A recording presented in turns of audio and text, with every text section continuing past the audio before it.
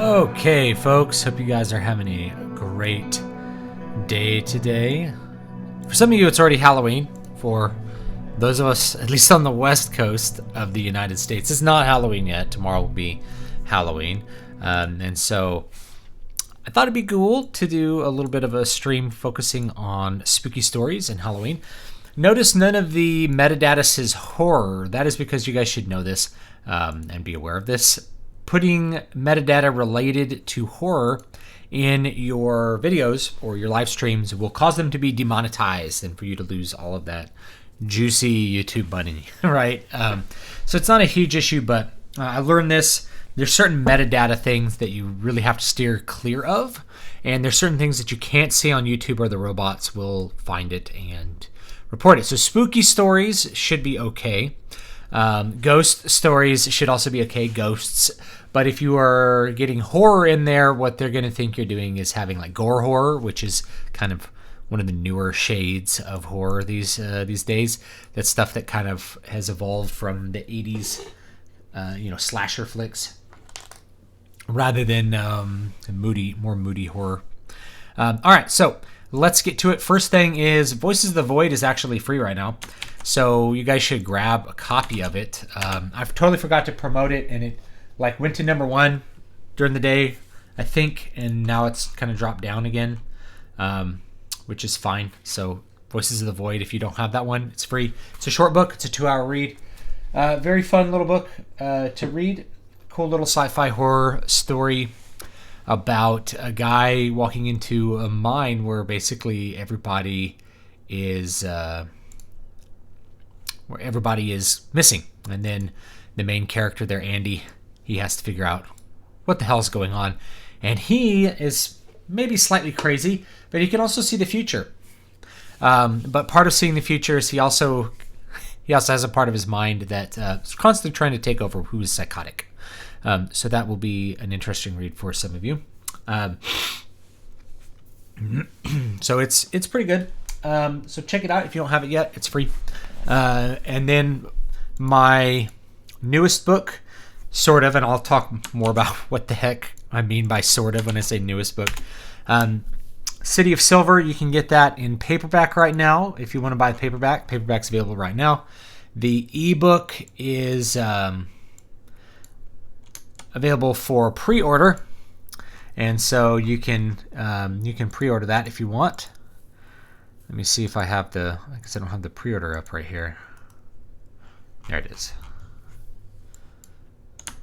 So if you want to pre-order it on Kindle, it's a 99-cent read.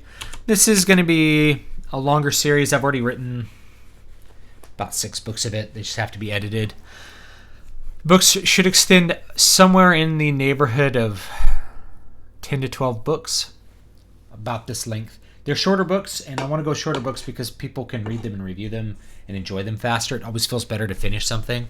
Like, it'd be better to come out with 10 short books than 3 very long ones, because readers will feel good about finishing that first book and will happily kind of plop out for the next book. It's really not a matter of value. This is a big mistake a lot of people think about. They're like, my longer book is more valuable. No, it's actually not. So the time equation to value doesn't matter. It's the total experience, whether the total experience is fun for the reader or not. Just kind of like with a video game, A lot of times people are like, well, there's 100 hours worth of content in Witcher 3. And it's like, that's great. But those 100 hours of content are not all created equally. There's 100 hours of good content. That's one thing. If there's 50 hours of good content, 50 hours of like crappy, filler, then that doesn't worth that much. And then if you ask people like what's their favorite gaming experience, what do they remember the most, having the most fun with? A lot of people will say games like Portal. Portal's a fairly short game. It's only a couple hours long. Or they might say games like, might say one of these indie titles that's very short. Might also say a game like Link to the Past, which can be completed in a couple of hours, It just depends on what you're thinking of, right? So the time value thing, remember, a big book is amount of time with it. So the time value thing, a lot of people think it weighs too heavily. I do consider it like there's a point where you can't charge like $4.99 for this book, right? I mean, I think $4.99 is what the paperback is. It's about a 90-page paperback. This new book I'm coming out will be closer to this one. So it's going to be about 130 pages. So it's even longer than this one, really. But it should be pretty good to read. So anyway, yeah. So the new one is a little bit longer than the third Needle Ash book, which was about 40,000 words. So it's clocks in a little bit under 40,000 words, I think, the new one. But I think I set it with a slightly larger font size because I wasn't that concerned about saving money. I wasn't thinking about cutting it down to be as short as possible to sell it for as cheap as possible, which is what I often do. Just kind of put it with a full size 12 font. Anyway, so you can grab that now. I think mine is going to show up tomorrow, so I'll have some physical copies to wave at people. It should be good. So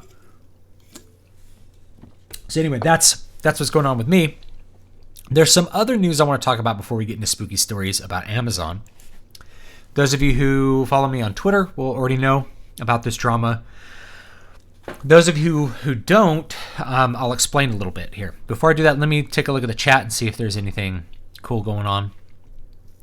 Nitaku says my videos are not pulling up on the PlayStation app, and that might be because they're somewhat age restricted. I'm not sure. Have you or would you consider doing a stream about cliches? I think I've done that. Yeah, I think I've already done that. So generally, a lot of topics that people ask me to do, I've covered at some point in the past. So I think I've already done a whole stream on cliches or just tropes. Saw The Lighthouse. Okay, I'm glad you liked it. I really, it's not easy for me to go to the cinema in general, so I just never go. And I don't feel like I'm losing much. I don't really like movies anymore.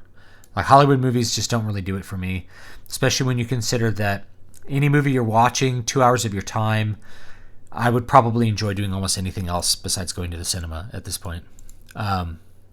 Reading, playing with my kid, and not to mention the expense of doing it, both in terms of money and time. I got to get my wife to watch kids for 3 hours for me to go to the cinema by myself. Or if I want to go with my wife, it's going to cost us a whole bunch of money. And I don't feel like it's a good experience. Precious Slice, one of my big problems with gaming today, it's really long games, but every one of them is pushing for at least 40 hours. Yeah, everything's trying to be Skyrim. And it shouldn't try to be that. Because Skyrim expands to be as big as you want or as small as you want. Have you ever watched the new trailer for The Mandalorian? No. But I'm not going to watch The Mandalorian show. So I can comment on the trailer, but I won't watch the show. There's no reason to watch it. It's going to be a waste of my time. I don't care anything about it. It's not going to be good. So what do I care? Nitaku, not so much a spooky story, but the young priest that performed the exorcism of Ronald Doe prayed for my grandfather when he was very ill when he was young. Interesting.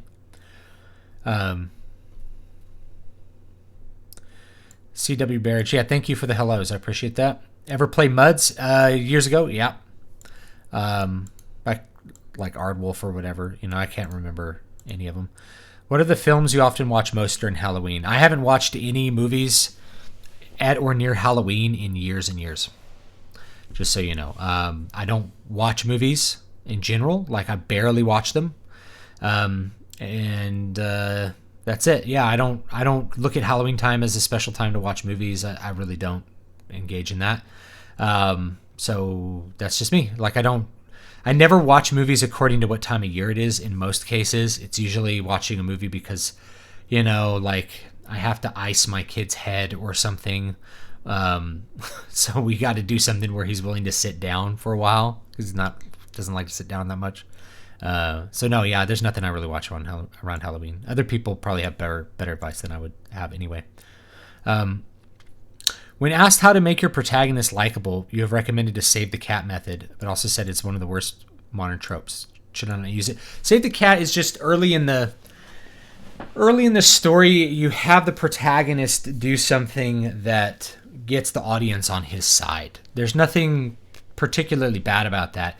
The really cliche thing to do is to have him literally save a cat, which they do in a lot of movies. Have him save an animal, or an old lady drops her groceries and the person picks it up. This is something that's not related to the plot. If you have somebody show their moral character through something that has plot impact, it's going to be better. But it's the same idea. You generally want to have somebody show some kind of virtue so that people like them. Doesn't matter what it is. Save the Cat's really cheap and easy, and you can cram it in 6 seconds of movie time. That's why they do it. It's just a really easy tool. Like, he'll pull the dog out of the way of the bus, and then everyone will like him. It only takes 15 seconds at most of screen time, and you have people liking him. Do you think that a law that the original creators retain a non-transferable copyright for life and the work enters public domain upon their death to be reasonable? I think that's very reasonable. I think when the country started, it was only 20 years. I think death is pretty reasonable. I don't like the idea of these perpetual corporate IP ownerships, but the thing is that it's not just copyright. It's trademark. Trademark law is a whole nother beast. And it's something that, I know more about it than your average person. Sometimes, probably more about it than like your average lawyer. But that doesn't mean that I'm an expert in it or could even begin to lecture on it. A lawyer, an attorney who's an expert on trademark law could tell you all the ins and outs.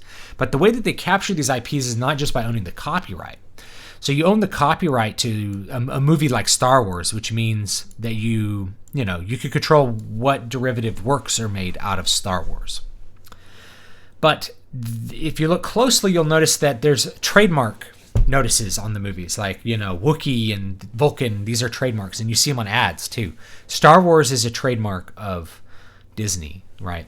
So what that means is that not just the stories themselves, because the copyright attaches to the actual work. Like, this book is copyrighted. I own the copyright, right? So you can't copy this book. But could you write the characters out of it? No, then it becomes a derivative work, but you actually own the copyright of a derivative work. This is where it gets kind of tricky. And then if I have a trademark, like, hey, maybe there's a character in here named Elric, right? I own the trademark of Elric, or Michael Moorcock owns the trademark of Elric. That means if somebody names their character Elric, they're infringing upon something that is essentially associated with your brand, like the McDonald's arches are trademarked. And so then you're going into another territory. And trademarks can exist in perpetuity until they become synonymous with generic. And then there's a whole nother set of legal things there. So Coke, I'm drinking a Coke Zero. Coke could be called a generic name for cola, right? There's been a couple of little lawsuits, I think in Texas, because in Texas everybody calls these Cokes, even if it's like a Sprite. I'll have a Sprite Coke, Just a funny thing. Anyway, do you have a costume for Halloween? I don't. In your recent Kanye West album review, do you mention that you don't like gospel music? I didn't say that. I said I don't like contemporary Christian music. And I don't listen to a lot of gospel music. And gospel music's not my favorite. I didn't say I didn't like it. I don't think. I don't like contemporary Christian music. I dislike worship music rather intensely.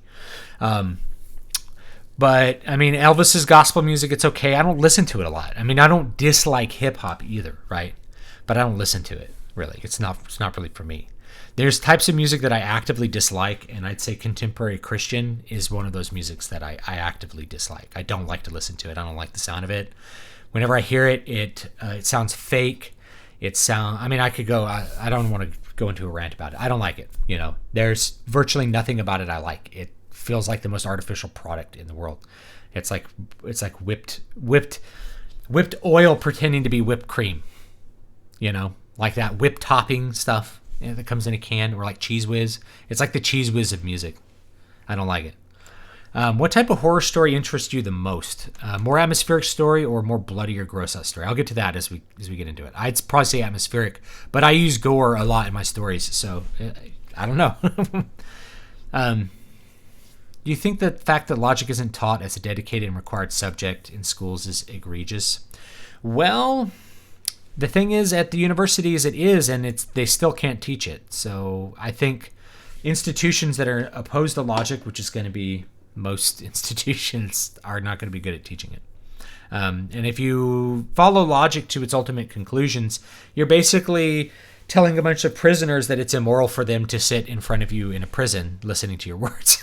if you follow it far enough, But anyway, let me talk a little bit about something that happened with Amazon this week, because you guys need to know it if you're writers or you're ever thinking about publishing on Amazon. So, friend I've had on the show, John De La Rose, had his book disappear off of Amazon. Amazon deleted the book along with all of the pre-orders, and there was a lot of pre-orders because this was a book 3 in a trilogy, and the first 2 books had come out a little bit earlier this year. It was the Justified series, so it's a explicitly Christian science fiction series.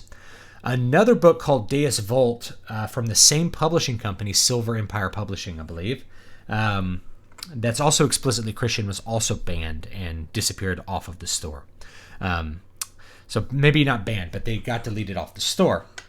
Now, the reason I want to talk about this is because I believe very firmly that this was an operation performed by employees at Amazon. Meaning this is not a result of any kind of automated filter, any kind of bot. This wasn't a glitch. I've been using Amazon for a long time. I've published more books on Amazon than some publishing companies have published on Amazon. And I've done it. I've helped people numerous times with Amazon. The number of bugs I've encountered are very small. Amazon does a really good job coding its automation. Its automations are very good.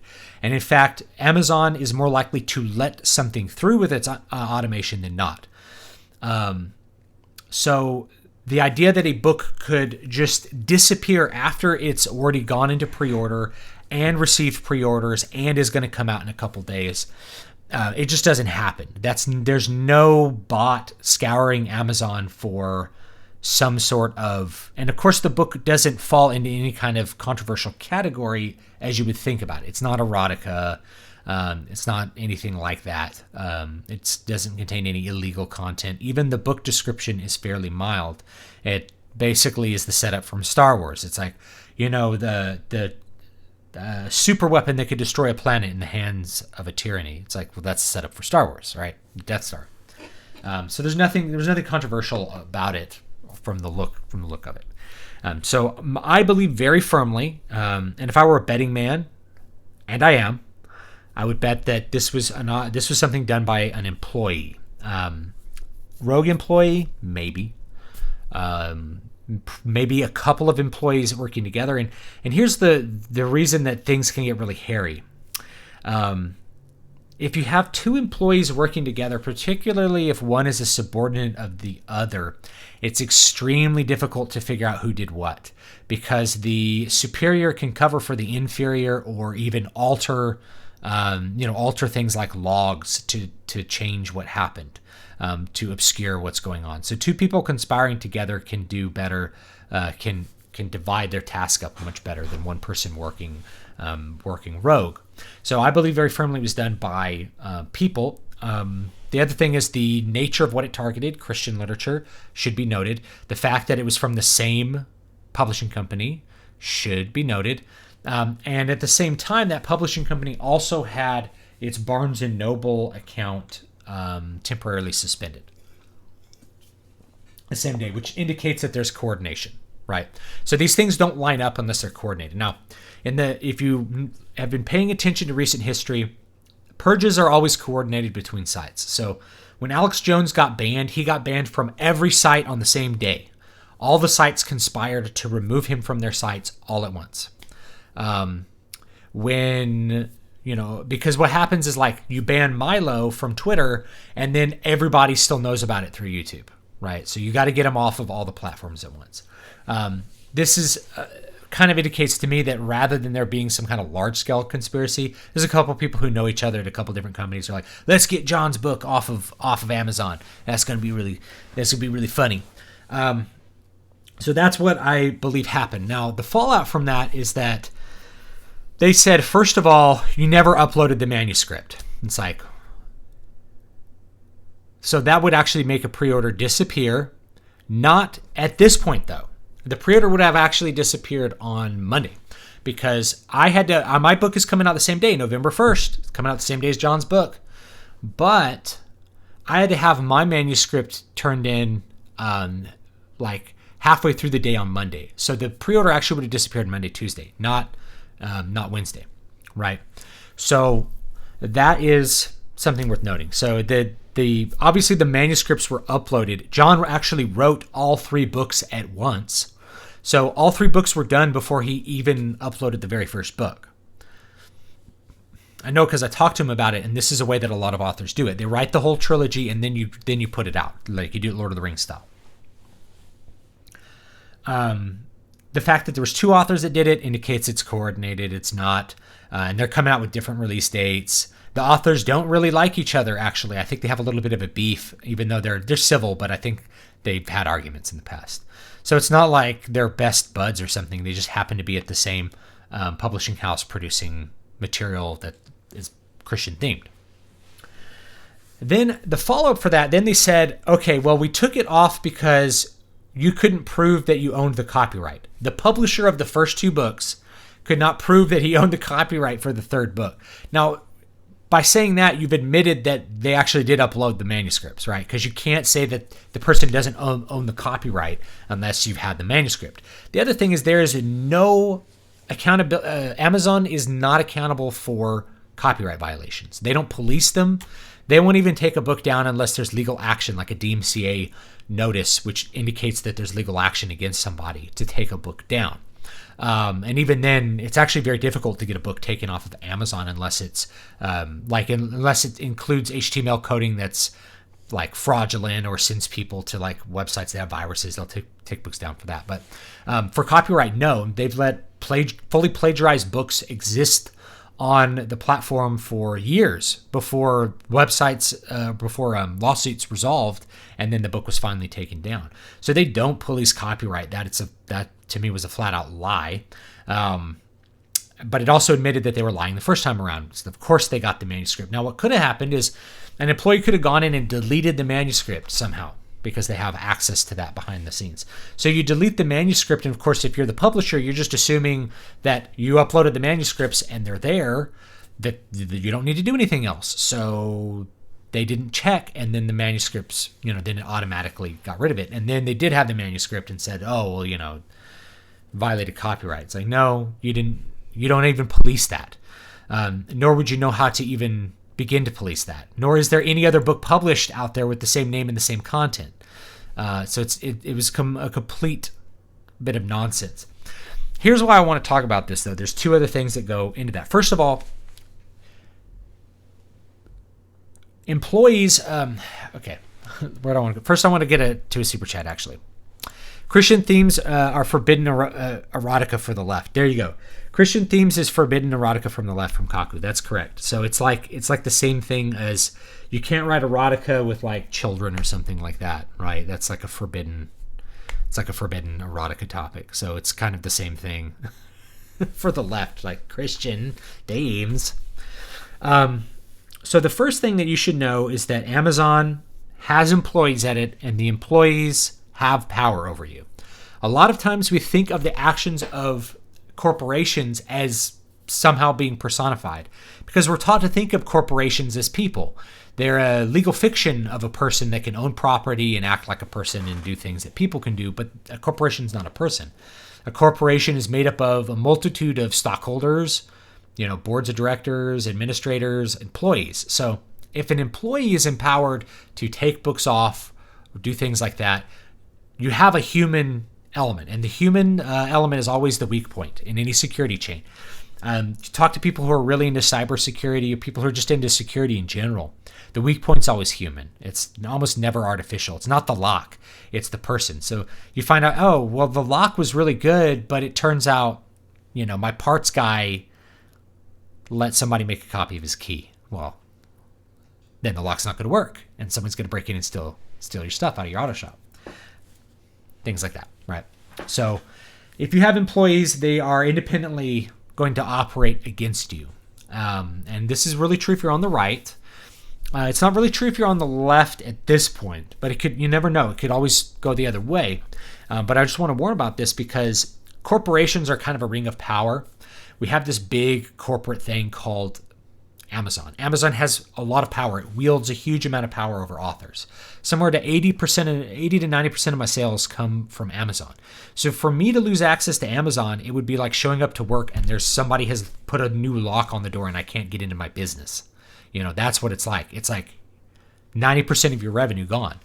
And it's a big deal. So it's a big deal that this happens. And we've seen over and over again that the corporate infrastructure is a place where leftists like to go. And they like to go because if they get that job as some position where they are able to delete people's books, then they have power over people. They get free power over people without having to win an election or do anything else. They gain power, and they're going to use that power in a way that they consider moral because they're always arguing from a moral perspective. It's immoral that John Delarose should be able to sell his book on Amazon, so we will just delete it. And we've done a good thing. We've done a good act by deleting his book rather than you're not doing your job. Like, that's a very conservative kind of thought. It's like, you're hired to do a job and you should do your job. It's like, no. The job is subservient to some sort of moral responsibility to use your job to punish the wicked. In this case, JDA. So that's the first one. You got to know that. It's the same thing with YouTube. Whatever company you start as will invariably start to shift to the left. The other reason I think leftists are attracted to corporations and to working in corporations is because a corporation is like a little government, And the bigger corporations have lower amounts of personal responsibility put on people. Whereas the more independently minded people of the middle and right, they tend to be businessmen. A farmer is an independent businessman. He runs his own life. They almost are exclusively conservatives. And even you get this weird thing where like farm labor around here in California is probably votes more Democrat. As soon as they get money and they buy a farm and they become a farmer, it's like they become Republican instantly. It's like this switch just happens. As soon as you own a business, you start voting Republican. It's like an inevitable thing, because once you have a business, you start understanding risk, and you don't like freeloaders to be upping your risk quotient. Anyway, so I think leftists get attracted to corporations in general, but they especially are attracted to things like Amazon, where they feel like they can make a difference in the world by banning books, or YouTube. They can make a difference in the world by pulling bad videos off of YouTube or altering the algorithm to show the right videos to people, to show the videos that are going to help change the world. It's always from a moral perspective, so you guys should know that. The other thing that I really wanted to express about this situation, and I know we're 30 minutes into the stream and I should talk about spooky stories, but this is a spooky story. It's like showing up and your business disappeared. The reactions to this were very disappointing and very enlightening, particularly from libertarians. Those big L libertarians that are like, Amazon's a private company and they can do whatever they want to do. And it's like, well, they're a fictional entity created by government, so they don't exist without the state. There's no such thing as a corporation without a state that we know of, because the corporation's protected by the state, and the corporation's protected by the legal system, which recognizes it as a corporation, which is part of the state, right? Everything is part of the state with this. And they're like, well, you could just sell your books on some other platform. It's like, well, not having access to the hegemon is a 90% reduction in your sales, right? So yeah, I could still sell my books on Barnes and Noble. I offer them on Barnes and Noble. 1 out of every 10 people buys them on anything that's not Amazon, if I'm lucky. We're talking 90% of the sales are on Amazon. So if you're going to pay attention to any platform, it should be Amazon. Other platforms should be secondary, simply because the traffic is so much higher. So it would be like saying, okay, well, you can still sell your soda at Bob's Corner Store in Pennsylvania instead of all Walmarts across the country. It's not like you lost access to selling your soda. You can still sell it at Bob's Corner Store in Pennsylvania, BFE, Pennsylvania. It's like, no. Me losing access to Walmart is a big deal. That's my business gone. So losing access to Amazon is a huge deal. And so there was lots of people who don't like John, or maybe didn't like, who was the other person? Declan. They didn't like the 2 authors that had this happen. So they were like doing some sort of little victory dance on the graves, like, ha ha ha, I'm so glad this happened to you. But it also is kind of troubling. It's like, no, you should be opposed to the deplatforming of people in general. Otherwise, you're just a hypocrite. But yeah, you always have these libertarians that I don't know, they're so obsessed with sticking up for artificially government-created corporate entities that aren't human beings. It's almost disgusting to see them like grovel like that. So that was another thing that was just really stupid. It's like, no, Amazon's a big hegemonic corporation. You don't need to take their side. The other one was the people just like, it's a glitch. The people who want to put their heads in the sand and pretend like this isn't a human element. As soon as it happened, I knew it was a human element, because glitches like this do not happen. The follow-up stuff just further cemented that. It's not a glitch. A human being did this.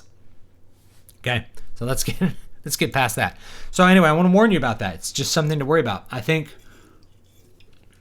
because you have this hegemonic view of Amazon, I think one of the problems is going to be in the future figuring out how to avoid Amazon, or have some sort of bulwark against it. Because if I get banned from Amazon and lose 90% of my sales, so yeah, I could focus on the other platforms, but there's no traffic there. What I need to have is some other thing that's like, when you get banned, do you still have access to people who care about your stories and a way to reach those readers? Because there's going to be more bans coming down the pipeline. Remember, they always test this stuff on the little guys first. There was a while back where they deleted every single Castelia House book off of Amazon one day, which that's Vox Day's publishing company, but it publishes a bunch of other authors too. So every single book got deleted by some employee at Amazon. This stuff is clearly human and coordinated. So anyway, let's take a look at the chat, and then we'll talk about some spooky stories. Let's see here. If I had my 2 main characters have a chance meeting when they were younger and then end up together at the end of the story, would that be too cliche, or would it work? I think it's fine. Sounds like a rogue employee. That's what I think it is. I think it's probably 2. If you work in pairs, it's a lot more effective. I understand this question is kind of generic, but what are your favorite horror books or books, horror films or books? I like a lot of Lovecraft stuff. Color Out of Space is probably my favorite Lovecraft. I like some of Stephen King's horror books. A lot of them don't end well. Like, he doesn't really know how to write an ending. Like, I remember really enjoying The Shining, and then the book just ended. And I remember not enjoying it at all, and then the book ended with a child orgy. And I remember, but I remember some of his horror more fondly. I think his shorter stories are better, like Children of the Corn, where it's much more about the mood and you don't have to worry about ending things. Because he's a seat-of-the-pants kind of writer, I think, it's kind of all over the place. Some of Clive Barker's stuff I like. I liked a lot of the stories in the Books of Blood. There's just, I don't know, there's so much to talk about with that. I don't read a ton of horror. So I'm not the best person to talk about this and that piece of horror book. Horror films, I don't watch a lot of horror films. And that's not because I don't enjoy them at all. It's because my entire life I've lived with and worked with people who don't like horror, who really hate horror movies almost universally. And so as a result of that, I rarely get to watch horror movies as a result of that. I'd say, if you want gore horror stuff, I like the first Saw. I like Alien is probably my favorite horror movie. You know, I like some of the old Hammer films, but they're not. I mean, they're almost not horror in a way. I don't even know if this is horror, but there was this movie called Shadow of the Vampire that had Willem Dafoe in it, and it was like about the making of Nosferatu. What an interesting little movie that kind of focused on horror movies, like kind of meta horror. It's kind of interesting. There's a lot there. If it's by a rogue employee, I wonder if they'll do anything about it. Now, see, this is the thing. If there's a superior that's in on it, then they won't do anything. You know, it always has to come from higher up. Do you think that, by the way, if you want to talk to me, make sure you put at David Stewart, and I'll pay attention to I'll pay attention to the comment. Do you think that John De La Rose will finally get his book successfully published on Amazon? It's back up by now. Actually, let me get that. It's back up by now. However, it's not connected to the series, so when people click on the series, they don't see this book. They lost all the pre-orders, so all that money's gone. And it was probably a couple of hundred pre-orders. So a couple hundred sales are out the door, which that's good, dude. You want a lot of sales. I don't know what my pre-orders are at for City of Silver. I think they're in pretty good this time. I think I have like 50 pre-orders, which is a lot for me. Most people don't pre-order. So I've been pretty happy with the pre-order. So if you pre-ordered City of Silver, I really appreciate it. I'll talk about that book in a little bit. What are your thoughts on Quora? Someone says, I got kicked off Quora recently, and even my questions were changed. I was banned for religious discrimination against evolutionists. I kid you not. Even unrelated questions were deleted. Is Quora the thing where like you ask a question and people answer it? I don't think I know what Quora is. I think I might have clicked on a Quora thread when I was like, I asked some really, really obscure question, like, you know, do male to female transgender people, what hormones they take, right? I don't know. And someone might have answered it on Quora. You know, I just wanted to know like what chemicals at some point. I think that's the only time I've seen a Quora thread. It's like, I take this and this and this, estriadol, and it's just like, I was just curious, you know. I thought that's what Quora is. Now I'm going to Google Quora to make sure. What is Quora? Quora is a place to gain and share knowledge. Okay, so it is to ask a question and people answer it. Okay. I don't have an opinion on it. How would you describe the differences between a company run by an actual artist, such as Walt Disney himself, and one run by a suit? Well, it's how they view what the company's doing. So, if it's run by a suit, you have to think that they are thinking along really standard industrialist lines, industrial capitalist lines, or corporatist lines, which is to say they were thinking of, you know, the company owns property that are capital investments and needs to be making revenue off of those investments. So when you make a movie, it's an investment. You're investing funds into something which is supposed to net you a return. Whereas an artist is going to think about what kind of new cool art can I make? And yeah, of course you want to make money, but you're going to make money by making the best art that people like, that people are interested in, rather than looking at it as purely something that whatever has the best ROI, that's what we do. You know, an artist might think anything with a positive ROI is probably worth doing on some level, in some way, right?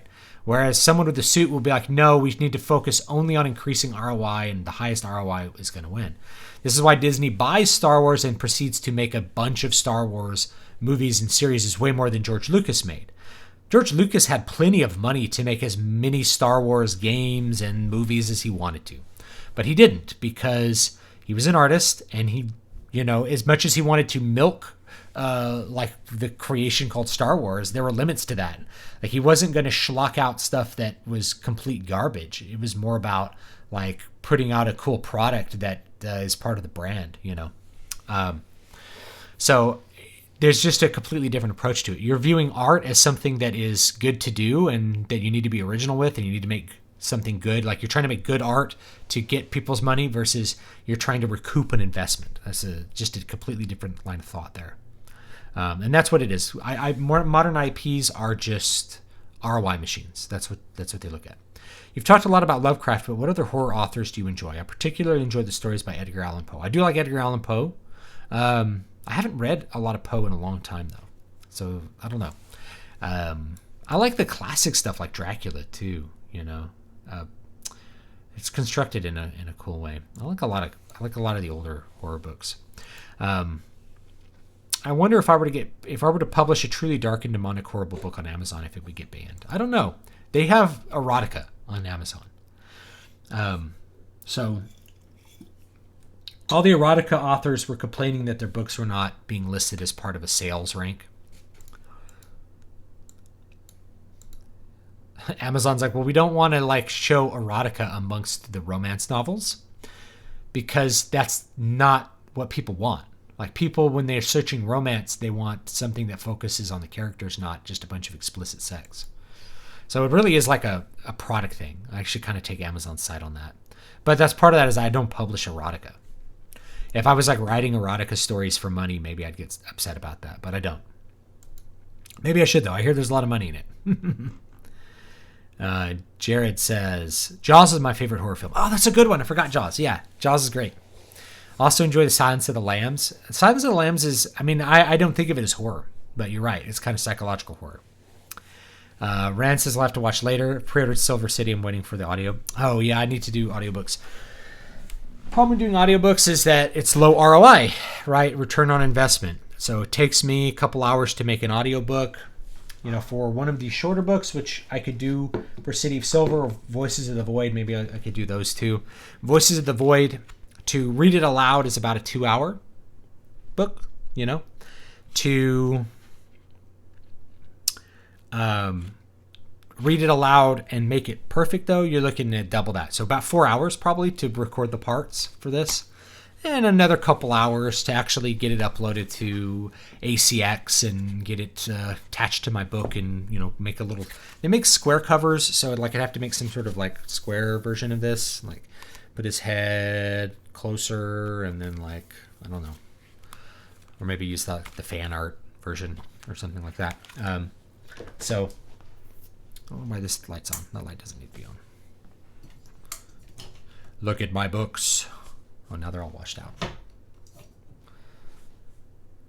There you go. All right, cool. So yeah, Voices of the Void. You can get this one free right now, guys. Grab it for free. It's $0. Boy, that link is long, but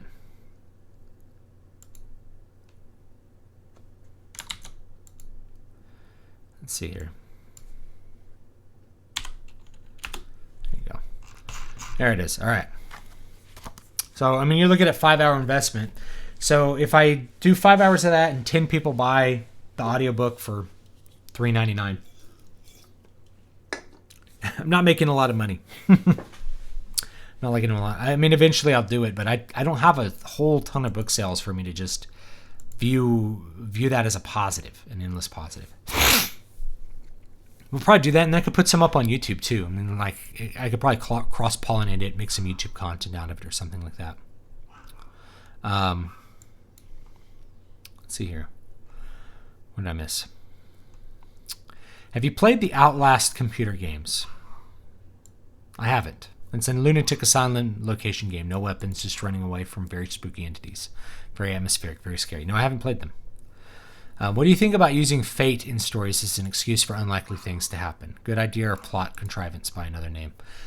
The Greeks did it, so I don't know.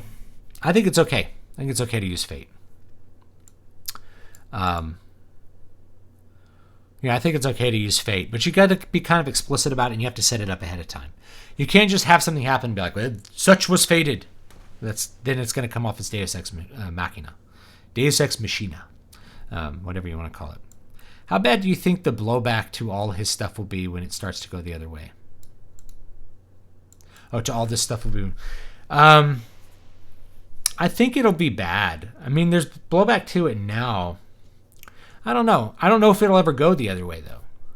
Or it'll take so long for it to go the other way that people won't think about it. Right now, like most of the people that are getting viral videos complaining about YouTube stuff, it's that like they can't get their LGBT videos monetized. So this is the other thing too, is that when they fire with a big shotgun pattern, you get friendly fire too. So there's a bunch of LGBT videos and channels that can't really be monetized now because of YouTube stuff. And that's actually making more news than the people who are, I don't know. I don't want to use conservative, right-wing people or just libertarians getting their channels banned. So it's kind of interesting how that works. Somebody actually said this, is that most of the employees that are paid to like police YouTube don't live in the United States because they're cheaper workers to hire in India. So you're hiring a bunch of Muslims to police YouTube. Of course they're going to be more conservative than you want them to be. Of course they're not going to like the LGBT content because they're generally against homosexuality. Of course they're going to be like that. Let's see here. If multiple companies or rogue employees thereof, are secretly coordinating takedowns of certain people's work, does that break any conflict of interest or conspiracy laws? It actually does. So there's a thing called tortious interference, which is you're interfering with the contracts of others. So yes, that there is tort law that covers that sort of thing. And I don't know. I'm not an expert on that. I'm not a tort lawyer, and I don't do contract law. But I know that there's a case history of that sort of thing. But not necessarily in like publishing as much. In publishing, it might take the look of like somebody using leverage to prevent any publisher from publishing a book from an author that they don't like. That might be tortious interference, right? Where you're damaging the other person by interfering in a third-party relationship. But I'm not a tort lawyer, so don't take that too seriously. But I think you could totally see it. And that's another thing too. I think that a lot of people on the right are not willing enough to fight. They don't sue. They don't really try. They just kind of like lay over and disappear. What are you gonna do? Do you consider vampires a dead genre? I do not. I don't think they're a dead genre at all, which is why I talk about Twilight. And when I come out with my vampire book, I'll probably talk more about Twilight and a bunch of other vampire books too. I don't think they're dead at all. I think it comes and goes. I think it comes and goes in cycles. I just saw this on my desk. I was like, oh yeah, I bought this. Persona 5. Should I play this? This looks like fun, but I got a bunch of other RPGs I got to finish first. I might like Persona 4 Golden for my Vita. So yeah, I don't think vampires are a dead genre at all. I think they're great. And in fact, I think you can do a lot of great spooky stuff with vampires. I truly believe we live in a world of the movie They Live. How's that spooky? I don't know that movie. Sorry. I might know it if I thought hard, but probably don't. So this is always the thing where people are like, I can't believe you don't know about this or that thing. I'm like, I don't know about most things. People talk to me about an author, and I'm like, who's that? I don't know who that is. Sorry. Yes, I'm opening another Coke because I'm very thirsty. Vampires are an undead genre. All right, let's talk about spooky stories. I've talked about Amazon and stuff way too long. Let's talk about spooky stories, okay? I might edit this just down later, like make another video, just spooky stories. So I've gone over this in a bunch of other content and live streams. What makes a story spooky? Well, there's a bunch of things that make a story spooky, make a story scary, make a story have an effect on you to kind of inspire some negative emotions. The first one is controlling dissonance. So I've talked about this in the past. Lovecraft was very good at this, which is controlling the spacing of dissonance, meaning you create a tension, which is maybe, is there a monster chasing them? Is the monster going to eat them? And you don't resolve it. You control how long it takes for the unknown to resolve itself. So that's the first thing. And this one always is a technical thing. How do you control the tension of a story? How do you keep the mystery extended? And how do you control the pacing of how a reader reads the story in order to find out the solutions? Or it's even easier with movies because movies occur at one speed. How do you stop somebody from fast forwarding it at home? A lot of people can do it. So that's the first one.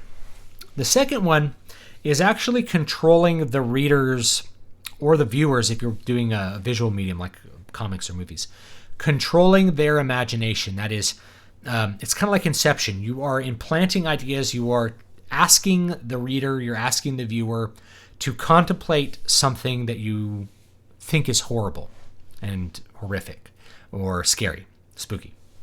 You're asking them to contemplate something that has horror elements in it. And so this is really getting the audience to imagine something that is whatever their imagination thinks is bad.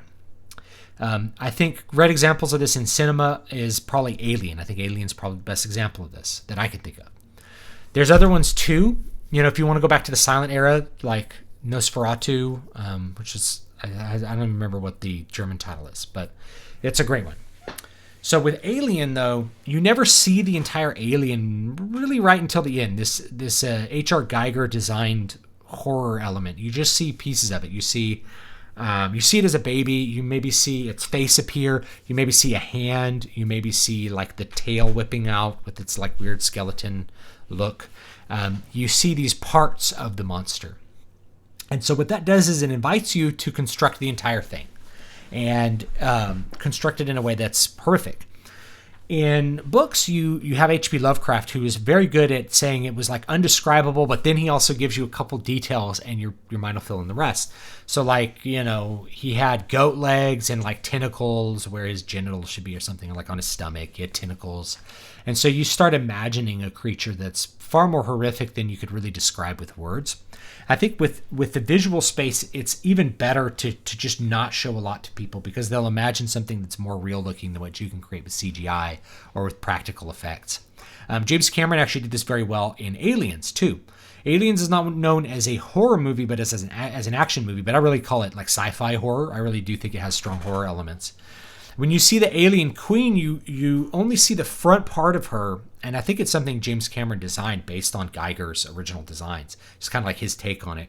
Had the big flared head. So you see these elements of it and like little arms here, but you don't see the back of it. So you don't see all the details. You just see some of the details. And by seeing some of the details, your mind imagines in the darkness behind the monster something much larger. So the second element is controlling the imagination. The third element has to do with how your characters perceive and interact with the threat.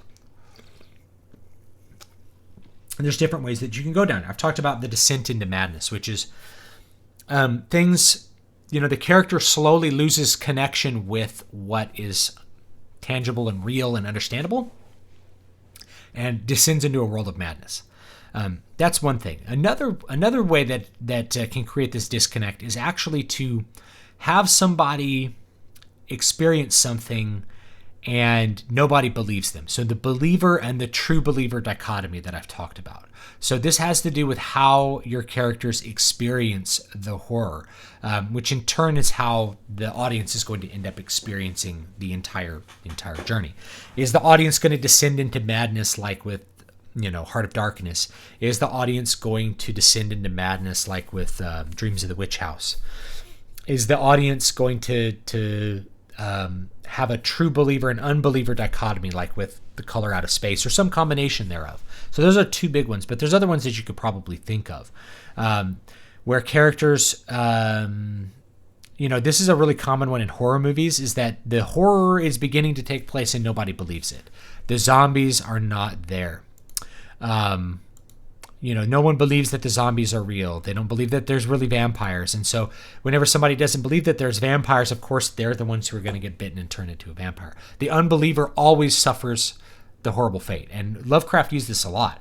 The true believers were always immigrants and Catholics, because he first presented them as these mystic, you know, kind of superstitious yokels from another country, like in a very negative, what would be perceived as a very negative light, and probably a very common light for early 20th century, you know, Americans who were dealing with European immigrants that were much more Catholic than the original settlers. The original settlers tended to be overwhelmingly Protestant. So these Catholics with their icons and their rosaries, it's like, oh, they believe in some sort of weird supernatural God. It's like, yeah, of course, the Catholic experience is much more mystic than the Protestant experience in general. But in Lovecraft's stories, those are always the people who end up surviving, because they're the believers. They're the people who take the precautions to protect themselves from the horror. And in essence, like Lovecraft was exhibiting through that, both maybe his attitudes towards these people as somewhat like immigrant yokels, but also that there was an element of deeper truth to that too, that he believed in on some level. Otherwise, all the Catholics wouldn't universally survive every encounter. The people who survive if you look at an H.P. Lovecraft story, as soon as a Catholic shows up, he's going to survive. As soon as somebody shows up who believes what's happening, they're the ones that are going to survive. You know what I mean? And of course, this actually has impact in Indiana Jones now that I think about it, this true believer thing. So, the Nazis believe in the Ark, but they want to use its power. And it's not really until, say, when they open the Ark, there's a testing of faith, and they have to close their eyes to like the glory of God. Ultimately, the Nazis didn't really believe that this Ark would like melt them, that it was something that was full of the presence of God that would obliterate them, or they wouldn't have opened it. They were more concerned in like occult things and didn't really believe in the biblical truth, or the Last Crusade, same idea. There's the same thing there. True believer and unbeliever. The unbeliever ultimately doesn't really believe the Grail is something truly sacred. It's something to be possessed for his own power, and so he doesn't really view it in the correct light. He's kind of an unbeliever. And in fact, Indiana Jones has to convert from an unbeliever to a true believer. The penitent man kneels before God. He has to stop and actually have faith in the movie. It's interesting. So when you have those three different things, that's how you can create a spooky story, whether you're going to do it in a large scale or you're going to do it in a small scale. You can even create really, really short flash fiction. Let me see if I'll find like a flash fiction thing that I actually wrote for you guys, if I can find it. A while back, just to see how short I could get something.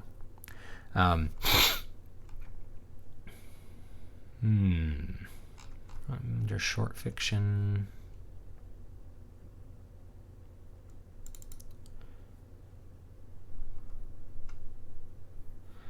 I'm not sure where I put it.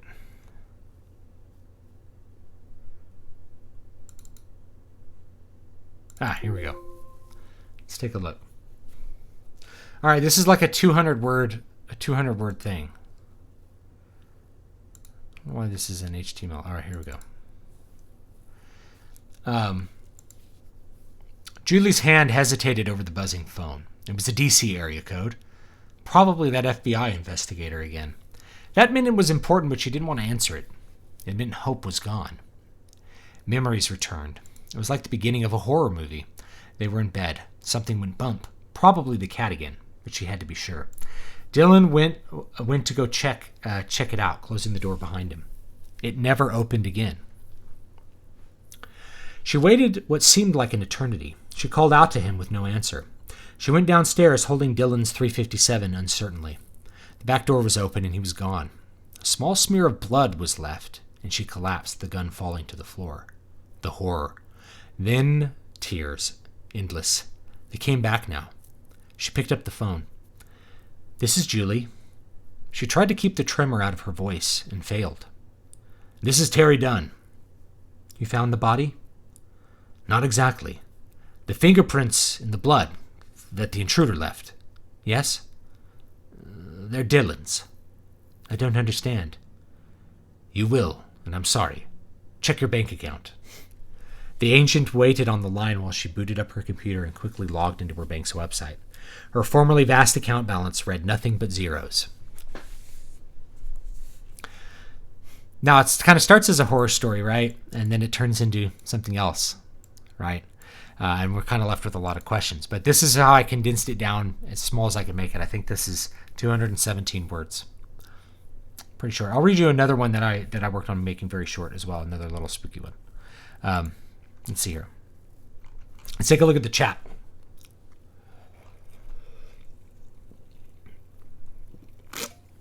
They Live is a 1980s movie in which a man gets a pair of sunglasses which allow him to see that many people are actually aliens in disguise, and advertisements contain indoctrination. Famously contains the line, "I have come here to chew bubblegum and kick ass, and I'm all out of bubblegum." Oh, okay.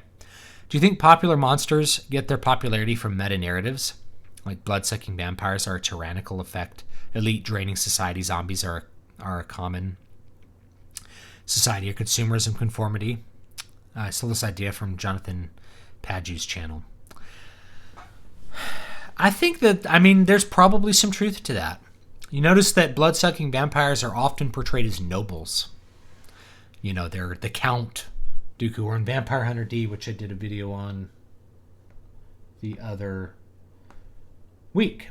Vampire Hunter D, that's not here anymore. At one point, the vampires ruled the world. I think there is something with that. Although I think the most interesting and scary vampires are those that are more primal. So, the ones that are more mindless, that are more monstrous. What we tend to look at, and I think that meta-narrative kind of folds over into things like Anne Rice, where you're identifying with the vampires. The vampires are a society that you envy on some level because they're immortal and they're beautiful and blah, blah, blah, blah, blah. Even though they suck the life out of people. But there's also more primal versions of vampires that are out there that I find kind of interesting.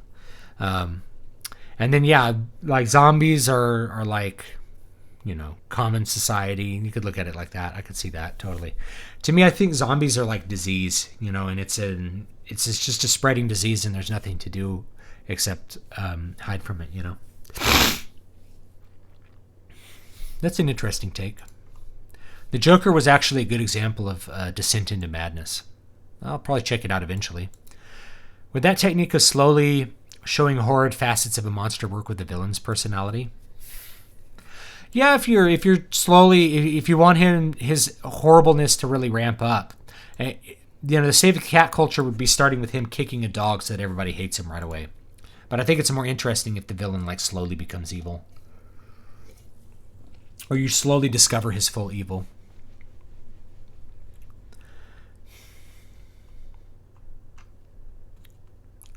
I'm thinking of making a story where the non-believer is actually a villain trying to sway people away from what is really going on. Yeah, that works. I like that. The ending of Raiders of the Lost Ark is reminiscent of the calamities that befell the Philistines when they captured the Ark. Yes, correct. That's a good point. There's a Dracula film by Hammer where an atheist tries to kill Dracula but isn't able to because he doesn't believe in God. Thus can't kill an unholy being unless he has faith in God. I'm trying to remember which one that was. I thought it was like Dracula's Satanic Rites or something. I don't remember which one, though.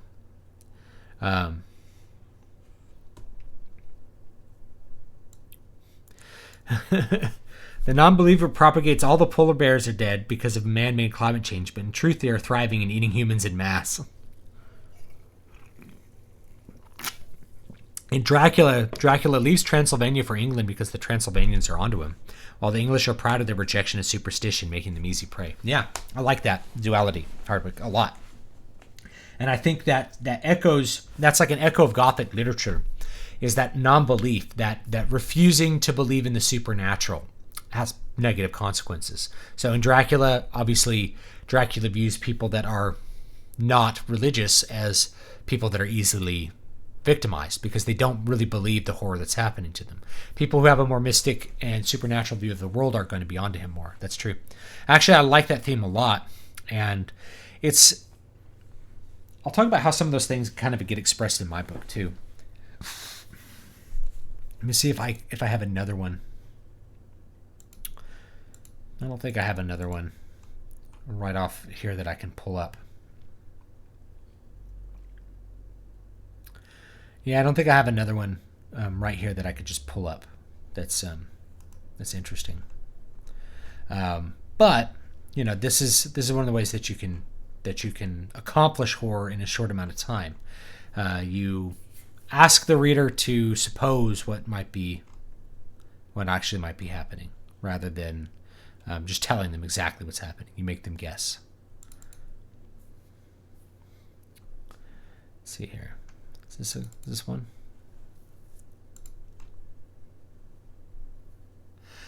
Sometimes I like to write aphorisms that are pure imagery that don't use these story elements. It was like I just pulled one up. I'm like, oh yeah, this is an interesting one.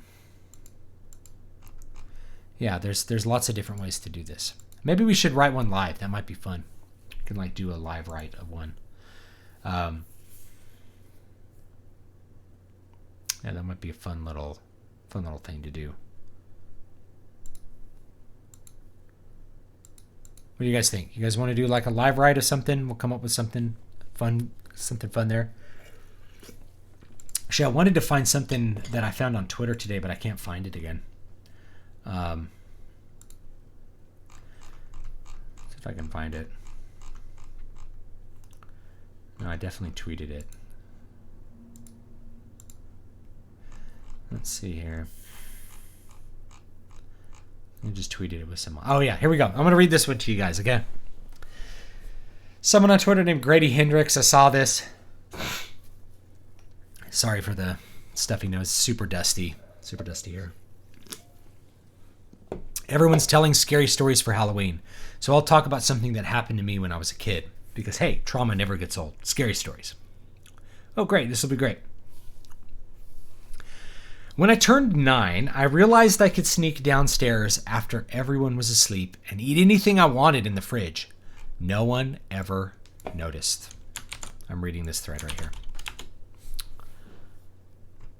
I could make a peanut butter cheese whiz and mayo sandwich, eat leftover pizza, scrape off the icing from birthday cake. As long as I was careful, I could do anything. Creeping down was the hardest part. I had to navigate the pitch dark house all the way downstairs in total darkness like a tiny ninja. One night in May 1981, we ordered from Fish and Shrimp House. I waited until everyone was asleep and crept downstairs to eat the leftover sweet and sour pork. It took forever. I finally stepped into the totally dark den and let down my guard. All of a sudden, I heard a fork click on the counter. I froze. The microwave clock light showed the outline of a man sitting at our kitchen counter. Now, so right here, I heard the click of a fork. It's the first thing you do is your mind says, uh-oh, there's, what is it? I'm going to project a monster with the fork. Is there someone already there? Is he going to get caught by his parents? Who's the one with the fork? I froze. Okay, so there's an emotional character reaction. The microwave clock showed the outline of a man sitting at our kitchen counter. Ooh. He couldn't see me, but I saw him, a skinny guy, eating our leftovers and drinking our milk from the carton. So why does you realize, like, if you see this as description of a skinny guy, it kind of means it's not his dad, right? It's a stranger. I can't explain how terrifying it is for someone to be in your house. I slowly backed away, crept upstairs, and woke up my mom and dad. They made way too much noise and took way too long, and by the time they got downstairs, the kitchen was empty.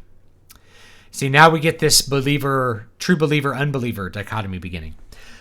Everyone said I read too many horror comics, so they blew off what I said. But no way was I pouring milk on my cereal. Meaning this guy drank from the carton. He's not going to pour milk on anything. I started tracking the position of everything in the kitchen. One day, the paper napkin holder was on the wrong side of the counter. Another day, a mug was in the sink that was not there the night before. My bedroom door didn't lock, so I kept a steak knife under my pillow. I must have stabbed myself in the hand 1,000 times, checking to make sure it was there. Then in August, I was in my room reading when I looked up. There's an AC vent over my bed. Behind the vent, a pair of eyes were watching me. Thickens. So once we have this one element of dissonance there, we're going to add another element. We're going to add another element of tension. So not only could there somebody coming into the kitchen to eat our food, there's eyes looking at me from the vent. So we've created a barrier to the horror, which is called my bedroom, and I have a weapon, a steak knife, with which to try to fight the horror. Behind the vent, a pair of eyes were watching me.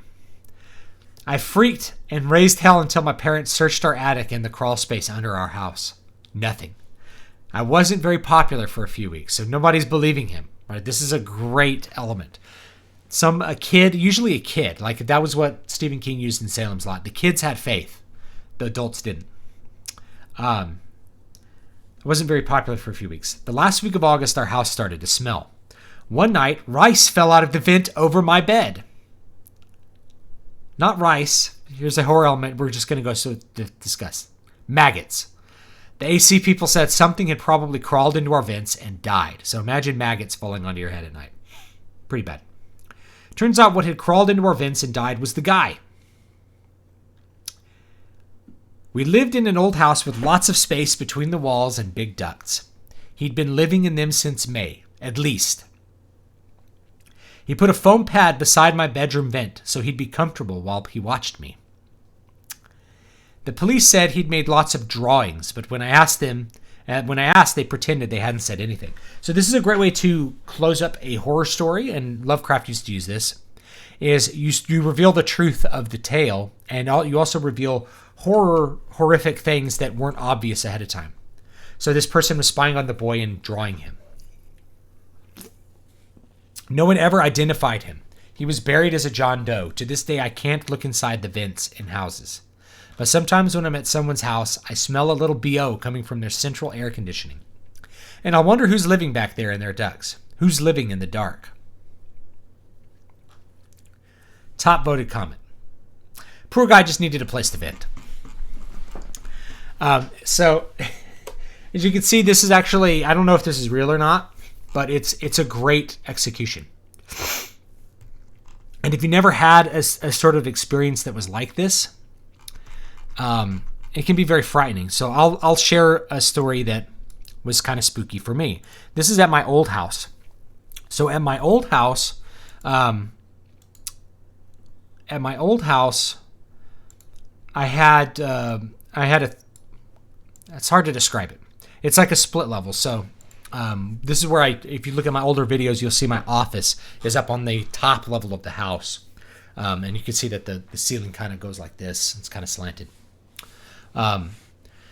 So in that room, in my office, there was a little opening into the attic. So basically you walked in the house and there was a big level. There was a kitchen on one side. There was a living room where I had my TV and a couch on the other side, a dining room in between. Then there was a pair of stairs that went up and stairs that went down. So the stairs went down to a lower level that we had it was our playroom for our son. And then we had a spare bedroom and extra bathroom and laundry room and stuff down there. And then the stairs went up to a whole nother level that was above. This was kind of 3 levels, where the master bedroom, kids' bedrooms, and my office. Now the garage had one of those, those pull-down stairs. The stairs that are in the ceiling to get to the attic space, and you pull them down. You fold out the stairs like on Home Alone, and you go up in the attic. So the attic was above the garage. So you go up there, I'd store stuff up there. Come down. The attic went all the way through the house because that's where all the ducting was in this attic. So the attic went all the way, there's the part where things were stored, but you could go around the corner and see all the way down the house. And when we moved in, whoever lived there before had hid a bunch of beer cans up there, like they had a teenage son. And so we'd found all kinds of weird things. This weird mousetrap that was up there. Like a Rube Goldberg mousetrap. Like the game Mousetrap, but someone made it and it was over in a corner. Well, one night I'm leaving the garage. I was getting some out of the garage, and I turn the light off, and I notice there's a light on in the attic. Right? There's a light on. There's a light on in my attic. There should not be a light on in my attic. There should now the light that was in the attic was not on earlier. So I quickly lock the door to the garage, go up to my wife. It's like the middle of the night, right? I'm like, honey, did you go up to the attic tonight? And she's like, no, I haven't been up to the attic in like a week. Like, okay, because the light is on in the attic. She's like, what? So I grab a 357 Magnum and because it's a simple point and click interface for that particular gun. And I grab a really bright flashlight, go back.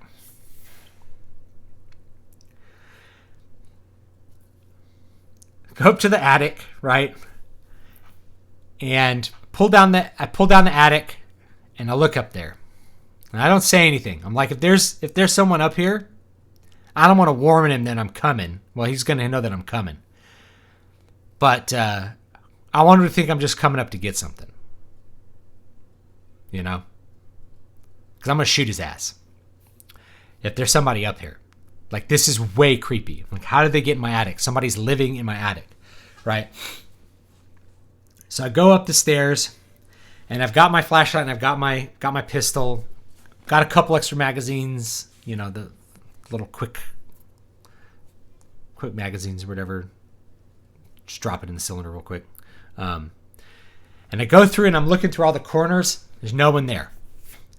I'm like looking in every cranny. I'm like thinking about all the places in the attic. I'm like, there could be a mattress here. So I'm like stepping through the rafters with this flashlight, trying to find, looking in every single corner, to the point where I find like the access to my office, and it's not locked. It's open. So I like open it up, and I look at my office, and I come back and kind of figure out what happened. Was the pull switch on the light is kind of broken. So I talked to my wife about this. I'm like, was the light broken? And she's like, well, no, the top switch doesn't work. I'm like, oh, well, it works now. So what happened is, like, it got hot up there or something, and the switch released. There were two switches, one that was on the light bulb, and a second one, because that one that was on the actual fixture broke. So a second one that plugged in that had another pull chain. Well, that first one loosened up and turned the light back on. Somehow, it turned the light back on. And so the light turned on its own because of some sort of heat change, is what I figured out. There was no one in the attic. There's no way for anyone to get in the attic. But like, my wife was up with the whole house. She's like, I'm getting the spare pistol. I'm going to call the police. I'm going to have the police on the line. And I'm like, don't call the police yet. I'm going to call the police if there's no one in the attic, you know, because this is going to be really bad. I'm not going to have policemen come up and look in my attic for no reason. That's going to be really dumb. You know, we could call the police after I shoot this guy.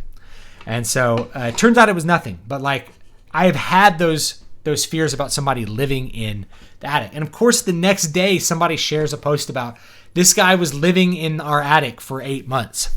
I'm like, oh man, you know, what a horrible, horrific idea that somebody's living in your house and you don't know about it, right?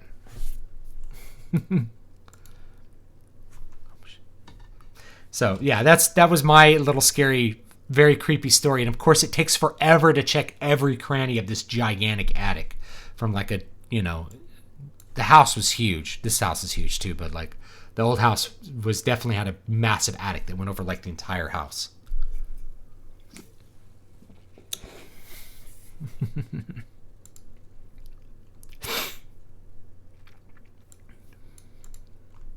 Something's moving behind the light lamp. Or this is a thing too, if you leave the piano on at night and then you hear the cat like like walk on the piano in the middle of the night. It sounds like a ghost playing the piano. Let's see here. Are you sure your live write is a good idea? This is the internet. All the ideas are sexual degeneracy. All of them. What would be the best way to create a werewolf story, medieval or modern? Great question. I like werewolves. I think they're a fun idea. Well, I think the idea, I mean, the standard way to do it is somebody gets bitten by a wolf and they don't understand their transformation. So if you wanted to do it another way, I think there's a bunch of different ways that you could approach it. Like somebody, you know, somebody's inducted into a werewolf pack, right, and becomes a werewolf. That's a little more Anne Rice-y, kind of more Circle of the Moon, a little more werewolfy. A little more dramatic and character focused. Cycle of the Werewolf was, I think, the Stephen King one, not Circle of the Moon. That's a Castlevania game. Probably something like that. And it doesn't really matter what setting you put it in. It's mostly about the person transforming and not knowing what's happening, losing control, being not trusted by people anymore. That's really where the werewolf stuff gets its flavor. Have you read any of the horror manga by Ichigo Junji? I don't know if I have. I don't know if I have. I don't think I have. I probably should. The story you read is exactly like the type of stories that people write for the No Sleep Reddit group, which has the rule that the stories must pretend to be true. Yeah. So if you put them in first person perspective, it feels more true. Something was moving behind your light lamp. I already read that. Have you heard of Bradbury's Something Wicked This Way Comes? Yes. It's about a mysterious carny named Mr. Dark who can give you whatever you most desire for a price. I don't really remember anything about it. Ordered City of Silver paperback today. Looking forward to it. Okay, I hope you enjoy it. Mine will be here tomorrow.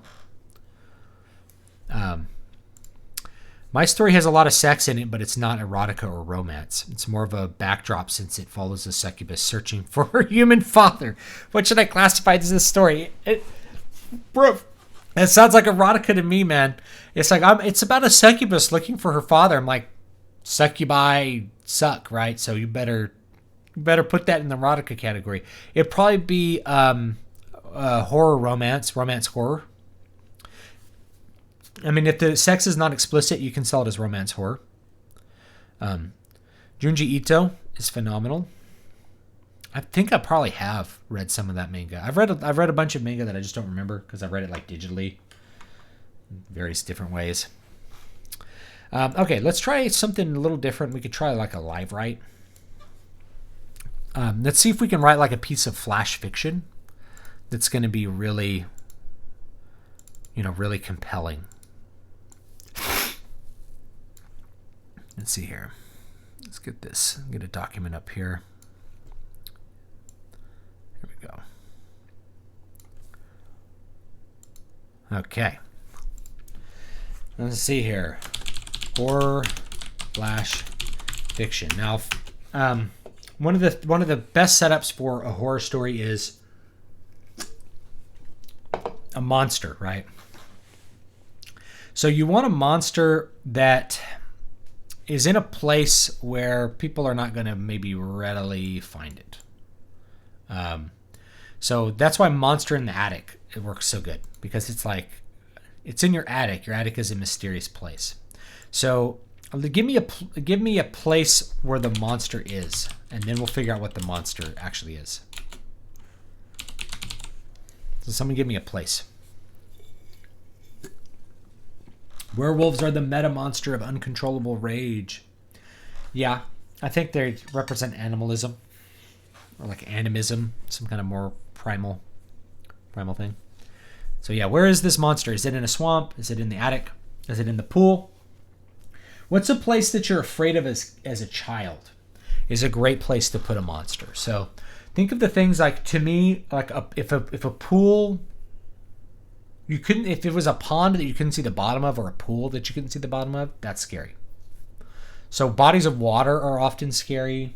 Wells, cliffs, rivers are scary. Also, attics, basements, places where children don't normally adventure by themselves. Sewers, like in It, the monster, gets them out of the sewer. Any of these places that seem frightening to you as a kid. A septic tank, Israel. Boiler room, that'd be the basement, right? A mortuary. Obviously, a mortuary is a really good one. Now, actually, this could be very interesting, because a mortuary is inherently creepy, but maybe not to the people that work there. To the people that work there, it's just normal. So let's Congress, a trash can in the dark, in a lake, Epstein's Island.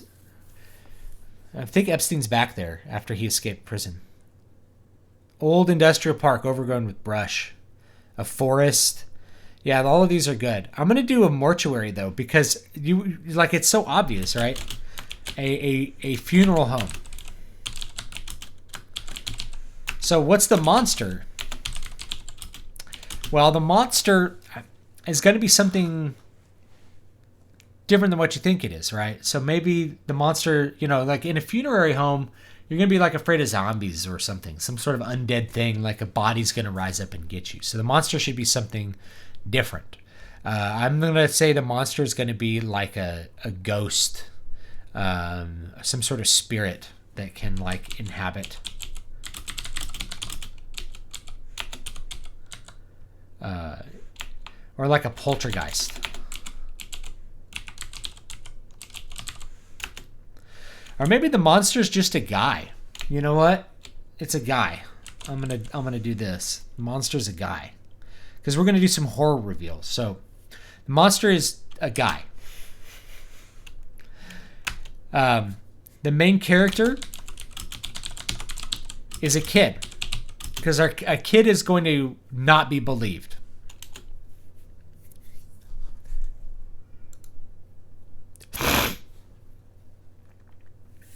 It's thinking a megalithic site. The monster is a cannibal. That's what I'm going to do, Nitaku. It's a guy. It's just a guy, but we're going to find out that he eats the dead bodies, I think. So the main character is a kid, because they don't believe the kids. And he's going to be like the son of the funeral, son of the mortician. Who's his mom? For some reason, I find moms not believing you like to be more distressing than dads. Dads are supposed to be like, I don't believe you. But if a mom doesn't believe you, it's like, my mom doesn't believe me. It's like a bigger deal. The mom is supposed to be the more empathic one. Cannibalistic cultist. All right. So the reveal is going to be monster is a cannibal. And, let's name the kid Billy. All kids are Billy to me. All right. So you want to start off with something, which is like, maybe you do it in the first person. Now, I don't know if you want to do it like, my mom was a mortician. Let me think about a cool way to do this.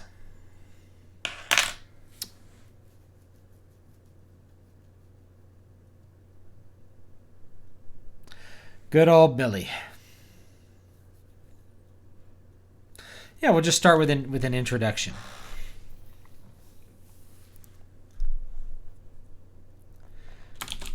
My mom used to joke, being a mortician was the best job in the world, because all of your customers leave satisfied. At least they never leave any, I was going to say they never leave any bad reviews, or they never complain.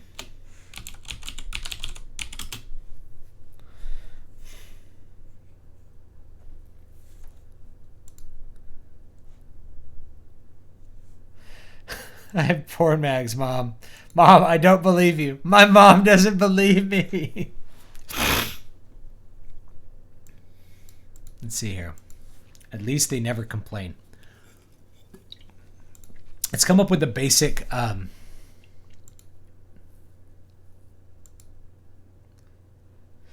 basic plot. So this is an intro, exposition. That's basically that one. You're going to have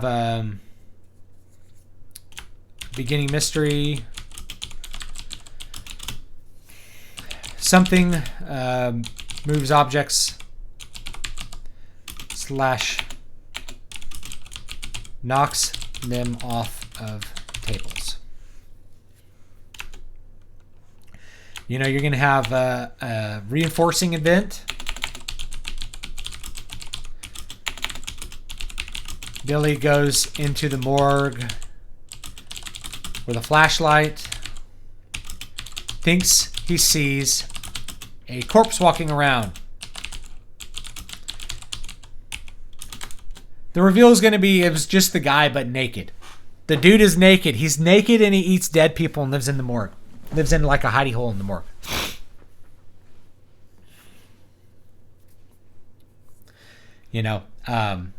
I already got how this is going to work. This is going to be good. Mom doesn't believe me. Friends make fun of Billy. Billy returns to investigate and sees the motion again. Gets in trouble. Mom finds that the bodies have had their stitches removed post autopsy. So they look at your organs and then they like kind of stitch you back up.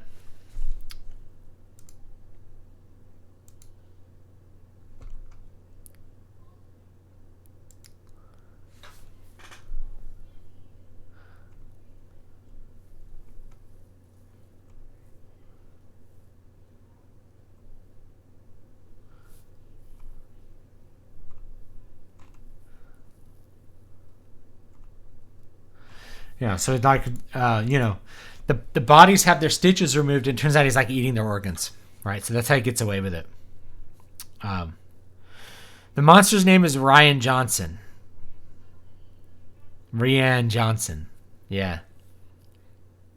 Billy smells like mold, and he's 42. Bodies have Billy's teeth marks on him. So she's gonna think that like Billy has done something, Billy is questioned by psychiatrists.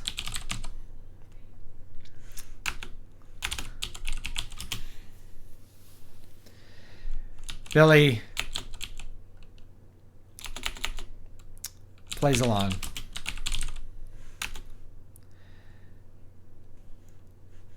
One day, Billy goes back downstairs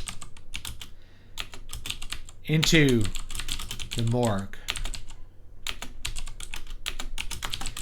He finds a screw on the ground. Now, why he goes into the morgue, I'm not sure. Like maybe, his mother asks him to get her phone, which she forgot. It's automatically in a newer time, whatever. She forgets something. Her purse. He finds a screw on the ground. He looks around to find... Oh, this is going to be better. I'm going to steal something from the story we just saw. Something goes wrong at the morgue.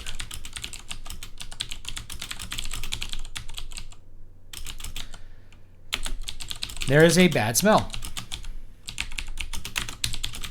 They think the freezers.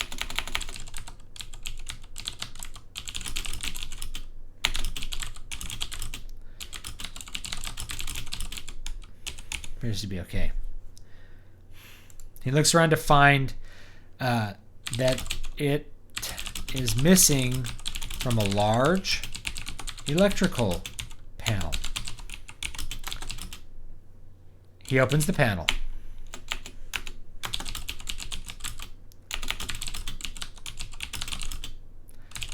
And pushes aside wires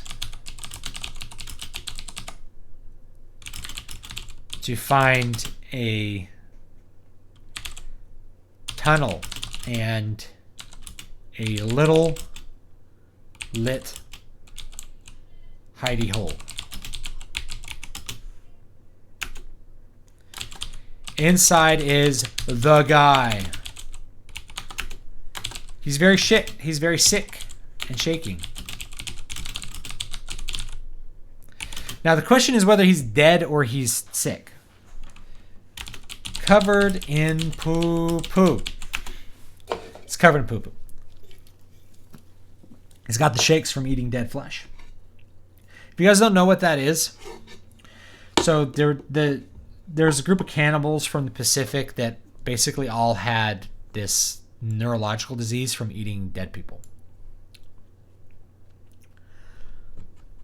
So this has showed up in a bunch of different fictional things, including the movie Book of Eli, where all the cannibals have the shakes. Billy went to the police, but they told him the community board to instruct them to check his privilege. Yeah, maybe he does go to the police.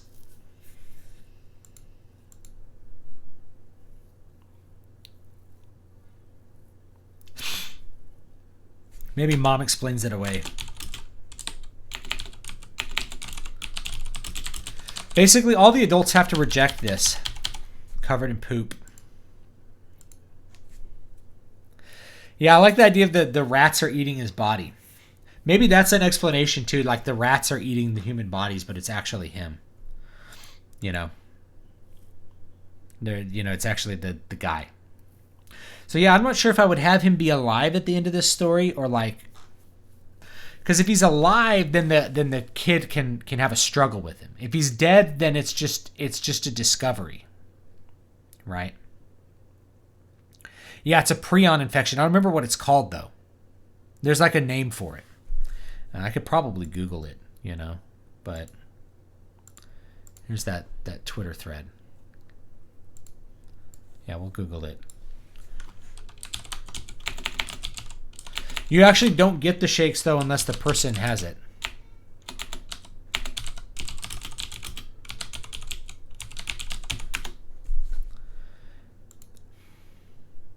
Oh, it's called Kuru. It's called Kuru. Kuru is what it's called.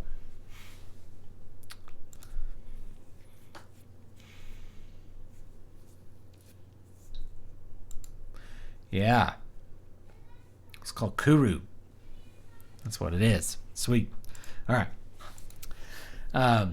So yeah, maybe inside is the guy. He is dead and rotting.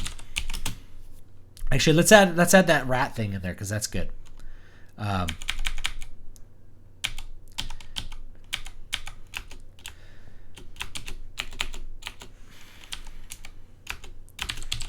next week, chunks start to go missing from the bodies. This is actually the rats. They think that they are rats and want to hide it. Billy is stopped from going to the police. And inside is the guy's dead and rotting. The rats are eating him.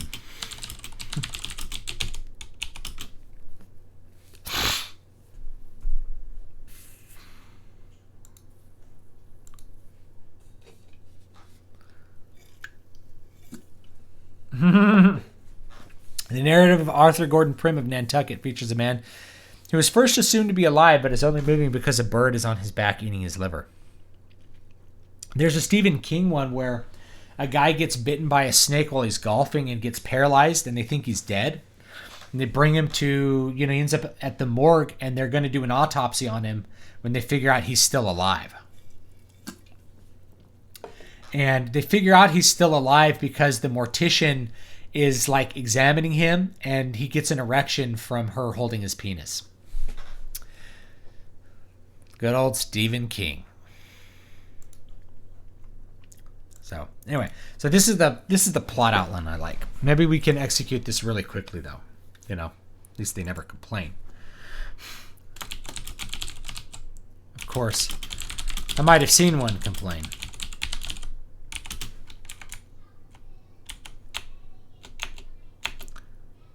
All of your customers walk away satisfied.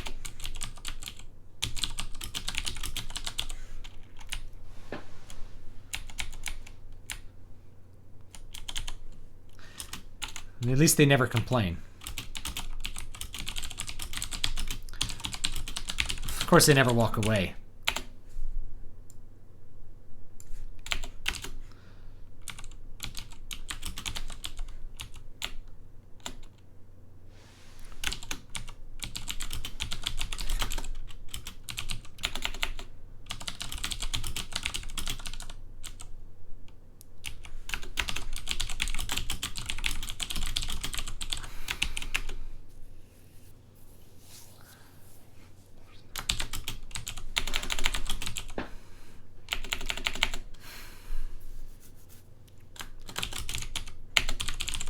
I mentioned My mom is a mortician.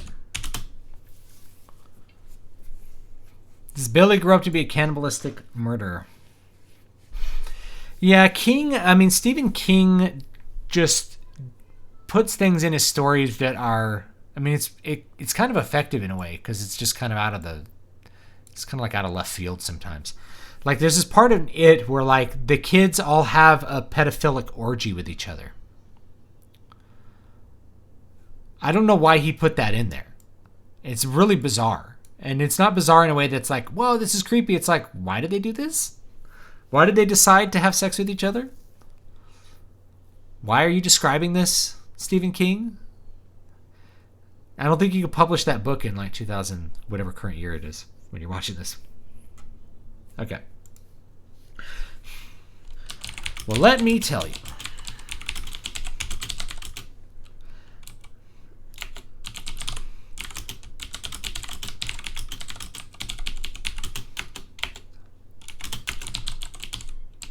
Everyone assumes you're some creepy goth kid. My favorite color is green.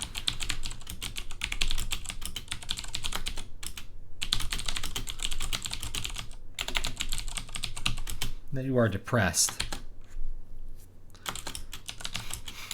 I was, but you'll find out why.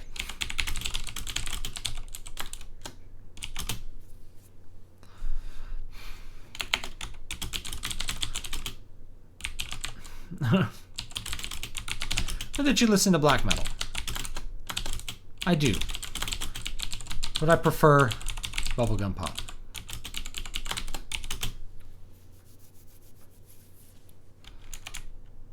I'd say find out later. But that came later.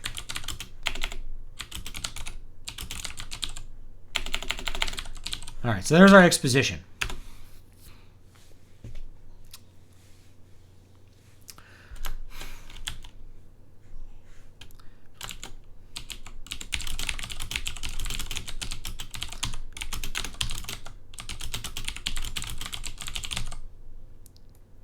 A lot of questions about zombies.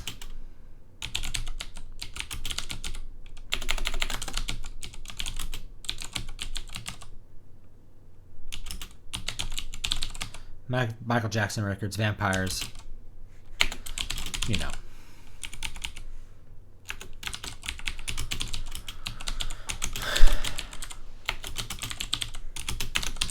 And the days after.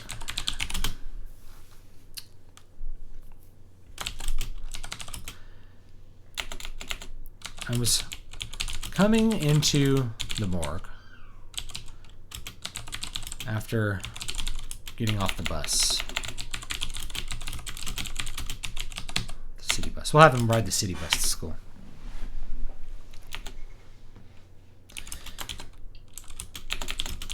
My mom wasn't upstairs.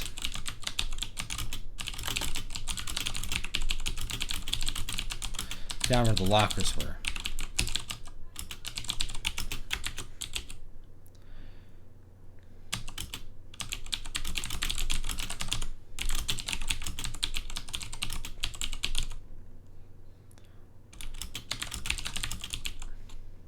At least not dead.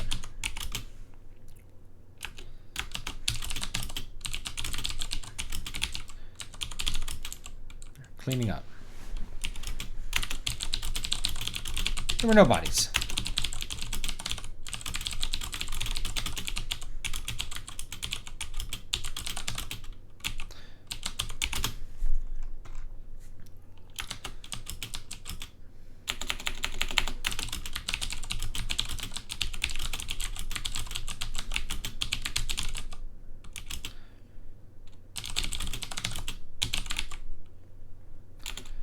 Mostly me pretending that I didn't hate school.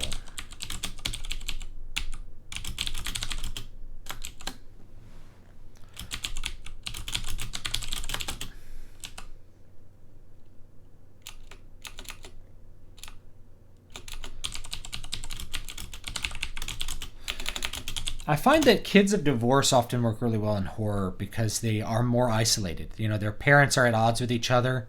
and your home is just not as safe and secure a place. So I'm going to make him divorced.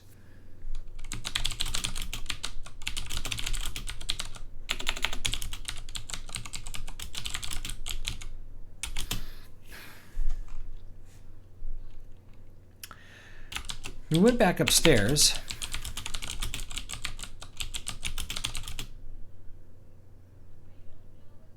And I remembered we needed to turn off lights.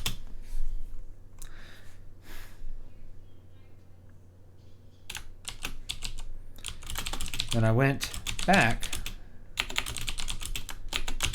I found they were already turned off.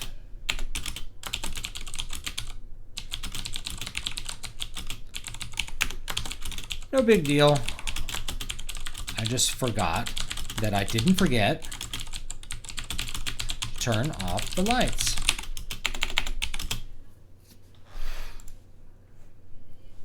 Billy Paws.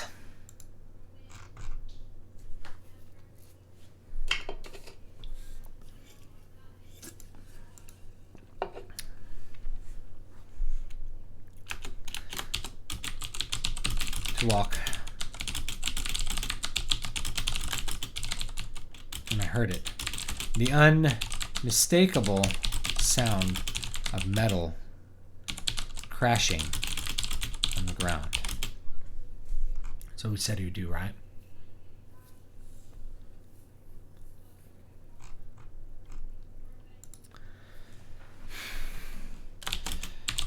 I threw the door open. He was too scared.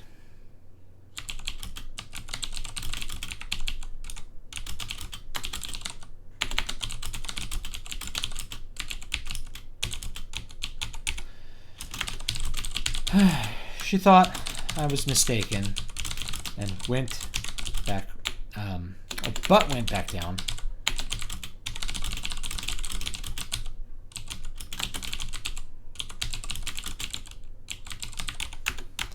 You know, we can have some dialogue here. You know, you could tell this entirely without dialogue. It's totally possible to do that. But dialogue tends to be a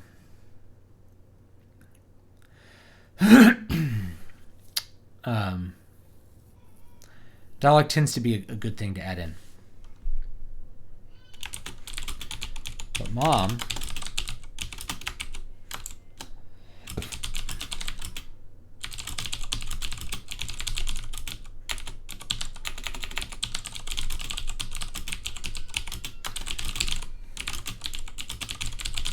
up here, did you?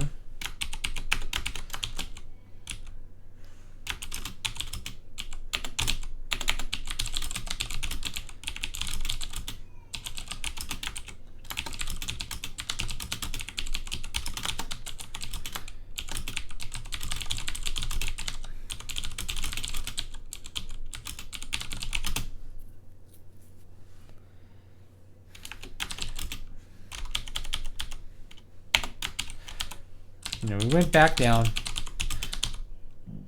turned on the lights,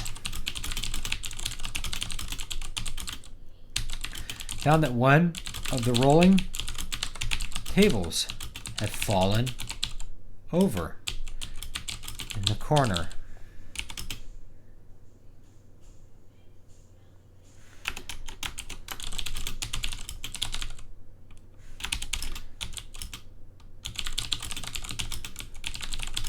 Clearly perplexed.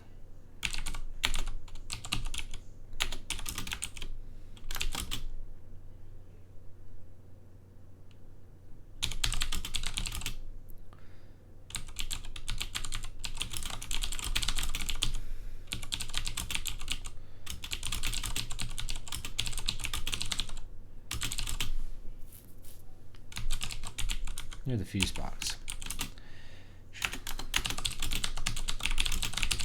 Walked over and pushed the cart closer to the center of the room.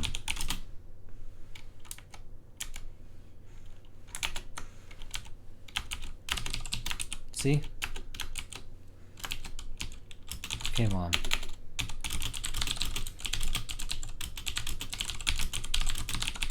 Just fall over.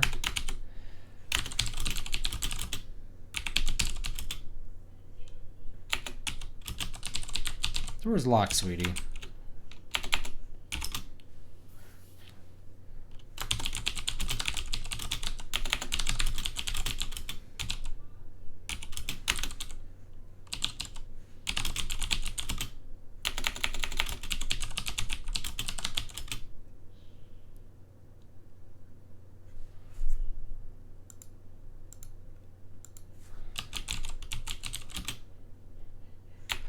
There's no possible way it could have been anything else. You aren't believing in ghosts, are you?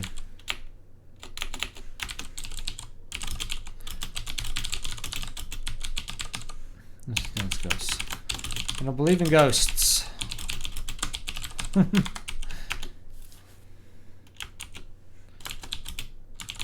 zombies. You've been reading too many horror comics. We'll just lift that. I mean, we could do that, or like, you know, you've been watching too much cable. I kind of feel like it's good for this kind of stuff to be in the past, you know, like in the 70s or 80s. Partially because a lot of the readership were kids in the 70s and 80s. But also, by the time you get to the 90s, people have cell phones. There's so much more technology, you know. Maybe 90s at latest. Like, maybe this is the 90s.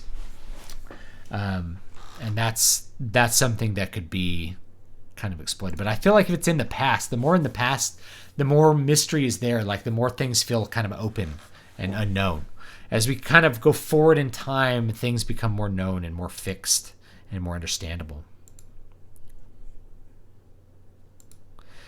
The compartment with the body, and it must be filled with gases such as methane. What if a fire were to start? Oh, interesting. Interesting. That's a good one. All right, we're actually running out of time. So here's the first scene. We have. I'll let it go. But a few weeks later, so in the next few weeks, next scene would be the reinforcement. Billy goes, and then he thinks he sees a corpse walking around. Mom doesn't believe him. Like, he gets in trouble for going down there. I'm gonna have, like, this is what it would happen is, like, Billy is dared by friends, and he needs friends. So he lets the friends manipulate him into going down into the morgue. And sees the body walk past, right? And so, yeah, Mom doesn't believe him. Cops don't believe him. The friends make fun of him for being scared and for making up a story. Billy, one night, gets really fed up and sneaks out and goes and investigates and thinks he sees emotion again. And it's like maybe like, imagine if it was a movie, it might just be like the tray kind of jiggling. The mom is talking to the police one day because like somebody has messed with the bodies between the autopsy and when they arrive at the morgue for burying, or like to be prepared for burying. So they don't always do the autopsies there. And the stitches have been removed post autopsy and the organs are gone. That's what they find out. And Billy is convinced that there's like a monster doing it, right? And so he has to go to a psychiatrist. And then later on, like, he accepts that he's maybe crazy, but later on, he finds out that there's now chunks missing from the bodies. And they think there's a rat infestation and they're going to close him down. And he goes down there one last time, to get something that his mom wants him to get, like to turn off the lights, and he sees a screw on the floor and he finds that electrical panel. He goes in there and he finds the little hidey hole that the guy's living in behind the walls, eating the corpses, and that's the resolution. That's what they find out. All right, Mike Browning, $10. Thank you.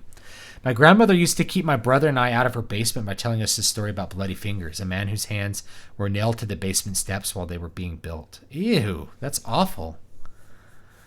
That is awful. Thank you for the $10, but man, that is disgusting. And another 5, thank you. I never find out what inspired it, or if she just made the character up all on her own. Either way, she was a pretty rad lady, and her story worked. I seem to remember that from like the Scary Stories. Remember the Scary Stories kids anthologies? What a horrible idea that was. Bloody fingers. Yes, scary stories to tell in the dark. As the ghost with the bloody fingers. Here's the picture. A man walked into a hotel late one night and asked for a room. The hotel manager told him the hotel was all booked up. "We've only got one room left," he said. "It's on the 13th floor, but we don't rent that one out because it's haunted." "I'll take it," said the businessman. "I don't believe in all that nonsense about ghosts." The man took the key and went up to the room to get some sleep. As soon as he turned off the lights and got into bed, he heard the closet door squeak open. A pale, ghostly figure emerged from the closet and staggered forth, its fingers dripping with blood. "Bloody fingers! Bloody fingers!" it moaned. When the man laid eyes on this horrible sight, he grabbed his suitcase and ran out of the room, still wearing his pajamas. Left the hotel that very night. The next night, an old woman arrived at the hotel very late at night. The manager told her the same thing. "We've only got one room left, but it's on the 13th floor and we don't rent it because the room is haunted." He's a liar. He does rent it. "Sonny, I've seen a lot in my day," she told him. "Trust me, nothing could possibly bother me." As soon as she switched off the lights and got into bed, the closet door creaked open and a ghastly figure stepped out. Its fingers were still dripping blood all over the floor. "Bloody fingers! Bloody fingers!" it moaned. The old woman shrieked and ran as fast as her legs could carry her. A week later, a teenage boy arrived at the hotel very late. He also took the haunted room despite the manager's warning. He paid for his room, got the key, and headed upstairs. After he had unpacked, he took out his guitar and began to strum some tunes. Soon the closet door creaked open and the ghost appeared. As before, its fingers were bleeding, soaking the carpet with blood, and it was moaning, "Bloody fingers! Bloody fingers!" The boy didn't pay any attention to the ghostly figure. He just kept strumming his guitar. The ghost kept moaning and its fingers kept bleeding. "Bloody fingers! Bloody fingers!" it moaned. Finally, the boy stopped playing the guitar. He looked straight at the hideous apparition and said, "Shut up and get yourself a Band-Aid." Boy, that's a terrible ending. That's really stupid. It's like a bad joke.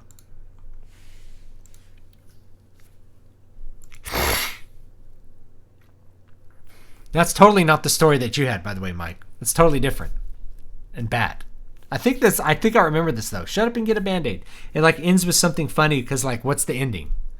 You know. Your voices are grand. Thank you.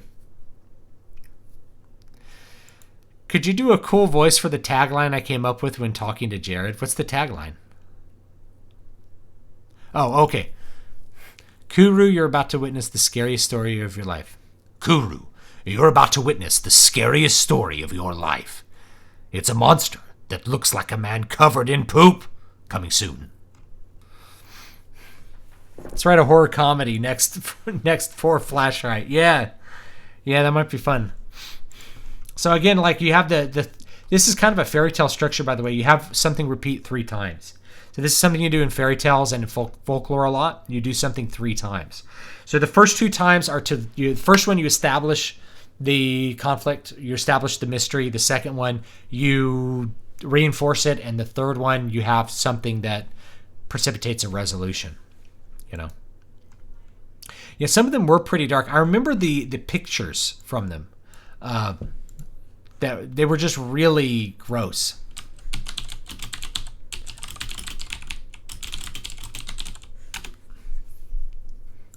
The pictures from them were just, I mean, like, this is crap for kids. Holy, look at this stuff. This one I remember, the girl who had spiders hatch out of her face in the bathtub. And this one, like, this is really horrific. These are really scary. I used to get these from the school library, you know. This was a special ed kid, but I don't remember like what story she was in. I remember her being naked or something. And this, like, what is this? Some sort of Cthulhu monster. What is this thing? This looks like a navigator from Dune. And I remember this clown from the cover of one. Like, what's this clown doing out of the ground? Now, there's something about this kind of gray India ink watercolor thing that like makes it just all the creepier, like the lack of detail. Because you have like a almost an impressionist approach. Things are like grotesque and malformed. You kind of fill in whatever details you can't see. You know, you can't see like her cheeks or skin, and so you just imagine it's some sort of horrible zombie. And this Children of the Corn looking character, if somebody made a 3D model, way creepier is this. Way creepier is this thing.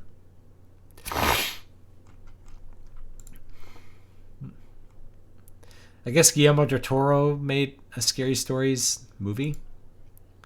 Look at this. This is for kids? What were we thinking? Look at this. Look at this thing. Look at this. Like, it's just so blurry. Your imagination's going to remind it whatever it is, you know. It's going to think of it as something gross. Your mind's going to imagine the details better than you can really show them. This kid like pulling his own teeth out. Rawr. Some sort of undead farmer. The Thing. Yeah, these are gross. Oh, this one. I remember this one. I don't even remember what this like story was, but I remember she was like some sort of wild girl with hair growing out of her, covering her back and stuff. Yeah, I didn't know they made a movie out of it. I don't keep up with this stuff. Oh, an episode of Rizzoli and Isles had a corpse being revealed to be alive in the same way as the Stephen King story. That's interesting. I thought the guitar cutting your fingers is going to come into play. I thought so too. The movie's in theaters right now, huh? Okay. Look at these things. I'm going to have nightmares. I had a nightmare last night that I was still teaching college. And I was getting reprimanded for all the books you guys wrote and for all the comments on my YouTube channel and how bad they were. And they're like, this reflects bad on you as a teacher or something. And I was like, what? I thought I wasn't doing this job anymore. Oh, no. Read The Thing. The ending was messed up. Yeah. I don't remember them. I think I used to have them, but I don't know what happened to them. They might be in storage at my mom's house or something. I used to get them from the...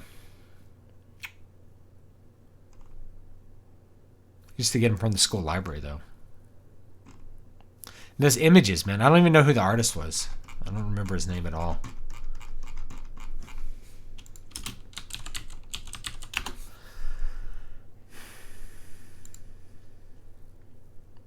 Alvin Schwartz. Oh, illustrated by Stephen Gamble. Boy. Stephen Gamble, dude, it's dark, bro. All right, we're out of time, guys. So let me give you my spiel on the new book, okay? New book's called City of Silver. You can get the paperback right now, right here. They're not linked up yet because they just came out on Amazon. This is something that you have to know when you set up your paperback. It doesn't link up right away. So, oh, the artist is dead. Oh, that's too bad. They don't link up right away. So if you pre-order it on Kindle, it's very appreciated. It's only 99 cents. This first book's going to be fairly cheap because I need to get people in the story, in the series, of course. It's about 35,000 words, which is about as long as one of the Needle Ash books.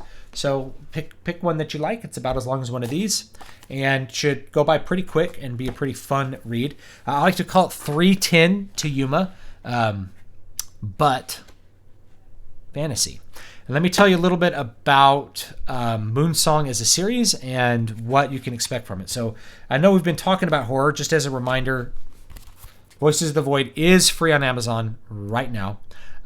So you can grab it if you didn't grab it on Amazon. If you maybe had the Book Funnel advanced release version, this is a better version to get. So the ebook's free on Amazon. It would be very nice if people would grab it because it does help. Does help the ratings with it. It's kind of free advertising. Anyway, so grab that. So Moonsong, it takes place in the same universe as Needle Ash and Water of Awakening. However, it takes place in the future. Or shall I say a possible future, but you'll find out more about that in a couple of years once I'm done telling all the stories. So it takes place in the same world, which is, a world like at this point by this time it's called Dideron.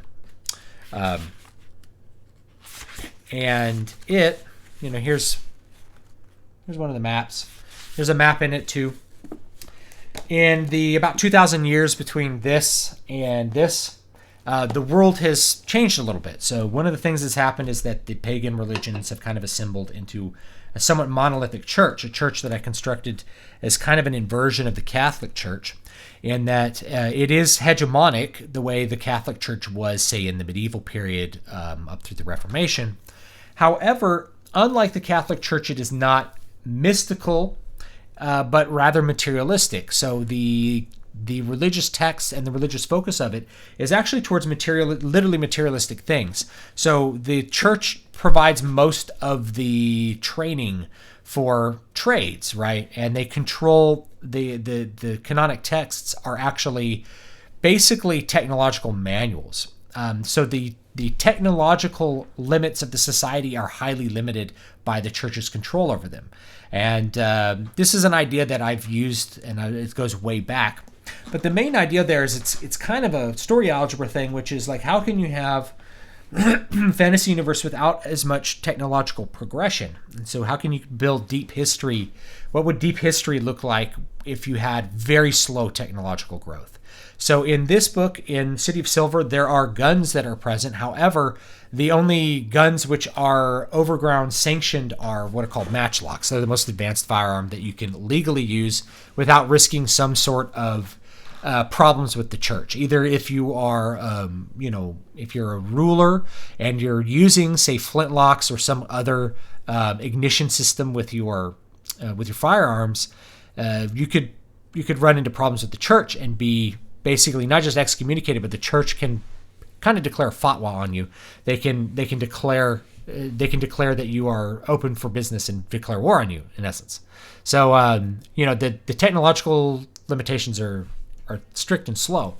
And by this time, magic has kind of been removed from the world. Use of magic is considered heresy. In fact, spirituality is, in essence, heresy. The spirituality that's presented by the church is very non-mystical and very removed from what we would say is a Christian experience, or even any experience, say, in the East. Something like Shinto or any of those other folk religions that are highly focused on spiritual relationships with like actual spirits that are around you. But of course, like because I come from the Christian tradition and this is, European fantasy, it really functions as an inversion of the Catholic Church. That's a lot of world building stuff I revealed. It's not that heavy when you get in the book. There's some exposition of it because I need to have some of that exposition. It fuels what will become the larger narrative as we get into books like 8, 9, 10, 11, 12, and where we finally are going with the actual universe. But the first 5 or 6 books here are not going to deal heavily with that. That's just part of the background. The story of this first book really just focuses on one character named Charlotte. That's a common name from our time. It's because that's the name I originally used when I wrote the book. I'll explain that in a second. Basically a mercenary, she's hired to help her escape off of an island. The mercenary's name is Roan. And so the entire narrative of the book really focuses on him getting off of this island in this one town called Masala, which is just kind of referred to as the Silver City. It's a slave trade city. So it's a very dark and dingy place. And one of the things that you may notice when you are reading this story is that you are looking at a society that is decadent and in decline. Things are kind of rotten. The society is degenerated in a lot of ways. There's heavy drug use. Obviously, there's open slavery, which is, a huge moral problem. There's lots of gross things going on. The great people who built the society basically aren't there anymore. And most of the concern of the rulers is around political plays to gain more power and things like that, and not really anything grand. There's no exploration that's going on. Everything's kind of in decay because of this static state of knowledge and information, like a highly regulated system of disseminating knowledge. So knowledge is very restricted. So that's one of the things you'll notice. So this first story really focuses on that. Second story is going to be pirates, so that'll be fun. Everybody likes pirates. Third story is going to be similar to the first book, but kind of an inversion. Is rather than getting out, we're trying to get in, And then the fourth book it's the entire series is an Odyssey format. Fourth book is a bit of a journey and a reconnection with somewhat of the magical element. Now, there is magic in the book, as you'll see, but basically anyone that uses magic is basically burned as a witch. And the only people who can use magic are people who are spiritual. And so they kind of live off on their own out in the wilderness in small family units, but are highly persecuted. So anyway, that's a lot of world building stuff, but I know that that's the kind of stuff people are interested in. The plot, I think it's fine for this book. It's good. It's very fast paced. You'll notice that you kind of run through the paces quickly, and then there's also some restful moments to get a little bit of exposition on the characters. The backstories of the characters will be revealed slowly, and I reveal the ones that are necessary to actually understand this first story. So I'm looking forward to publishing the next couple books in this. And editing them. Now, a little bit of background on how I wrote this book. This was actually a very early book that I wrote. So if you read this book and it seems a little bit different from... I didn't see a super chat from Kaku. Oh, thank you. Thank you for the $2. I appreciate that. Got a good horror story for the left, the Bible. Sodom and Gomorrah is like a horrible story. When you think about it, it's brutal. Sodom and Gomorrah were terrible places. But yeah, thank you. I appreciate that super chat. Anyway, So when I wrote this book, it's one of the earliest books I wrote. I wrote it, I think I started writing it either in 2012 or 2013. And at that time, I think it was actually 2013. I was living in Las Vegas, and I hadn't married my wife, so we were dating. We'd known each other at that point for like 10 years or something, but we hadn't dated before then. We'd just been friends. But she was still living in LA, and I had moved back to California at that time. So I started writing this in chunks. So I would just send her, I'd write 1,000 words and just send it to her. And so she read the story every day. She read 1,000 words of it, and she really loved the story and had this big connection with it. In fact, one of the name of our first kid was actually taken from this book. She really wanted to name him after one of the characters in this book that she really loved. So his name's Roan, which is basically a variant of the Dutch Rone, which means like raven or black. Came out with like black hair, and then his hair turned blonde. So that's fun. Let's see here. So yes, so it's an early book, and in its earlier forms, it was very rough. It wasn't very good. So for me to go back and to look at it and think about publishing it, it was like, man, I got to do so much work to fix it. And this is one of those things where it's like, it's much better to write it correctly the first time than to go back and edit it and fix it. But I finished this huge project with it. I think I wrote the first 2 volumes, which amount total to about 350,000 words. So quite a bit of work. Then I wrote Muramasa, and the rest is history. Muramasa was a hit. People really loved it. and I really loved writing it. But at that point, I had developed enough style and skill that I could tackle a bigger novel. So in essence, what you're reading here is early David Stewart. Now, I'd already kind of constructed this world. By the time I wrote Water of Awakening, I really wanted to set something back in an earlier age that was where magic was more upfront and things were more mystical. And so I'm going to continue that series, the Eternal Dream series, and that's going in its own direction towards its own conclusion that eventually you'll see. And that's going to be more classic fantasy with magic and stuff. And this one is a little bit different. And it's going to be more of a classic series where it's the same characters going on their journey further in their journey every single book. So I think you guys will like it. But I have to go back and I have to do a substantial amount of editing to get that book back where it is. So the first book had the most editing. The second book is going to have less to do. Third book, by the time I get to about the fourth or fifth book, there's just not as much that has to be done, which is good because I got better at writing and executing. There was ideas that I did in the original version that were like, you have lots of creative ideas when you're starting out, and only later do you realize, these don't really work. I had characters not having names at one point, so that you didn't know who was saying what at certain points in the story. And I'm like, that's dumb. I got rid of that. Little does David Stewart know college students are waiting for him in a hall at UC Berkeley at this very moment. Oh God, I don't want to have to drive up to Berkeley. Good Lord. All right, let's read some chat. So anyway, that's that. That's City of Silver.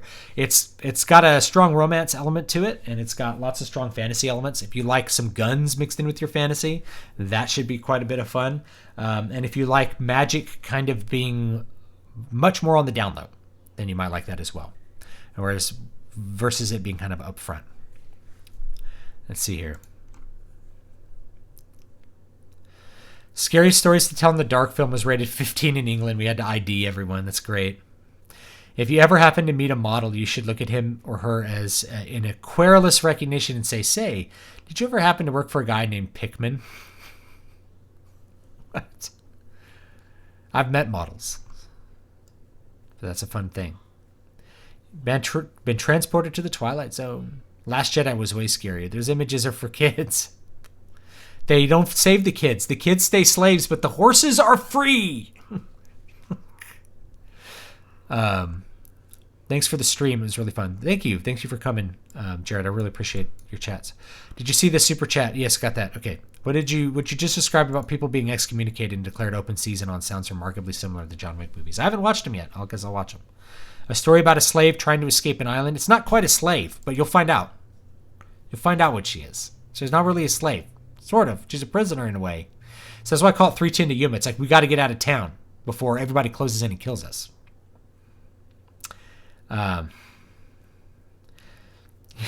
Draws inspiration from recent events then. Yeah. Actually, this is written way before the Epstein stuff, but it might have remarkable similarities.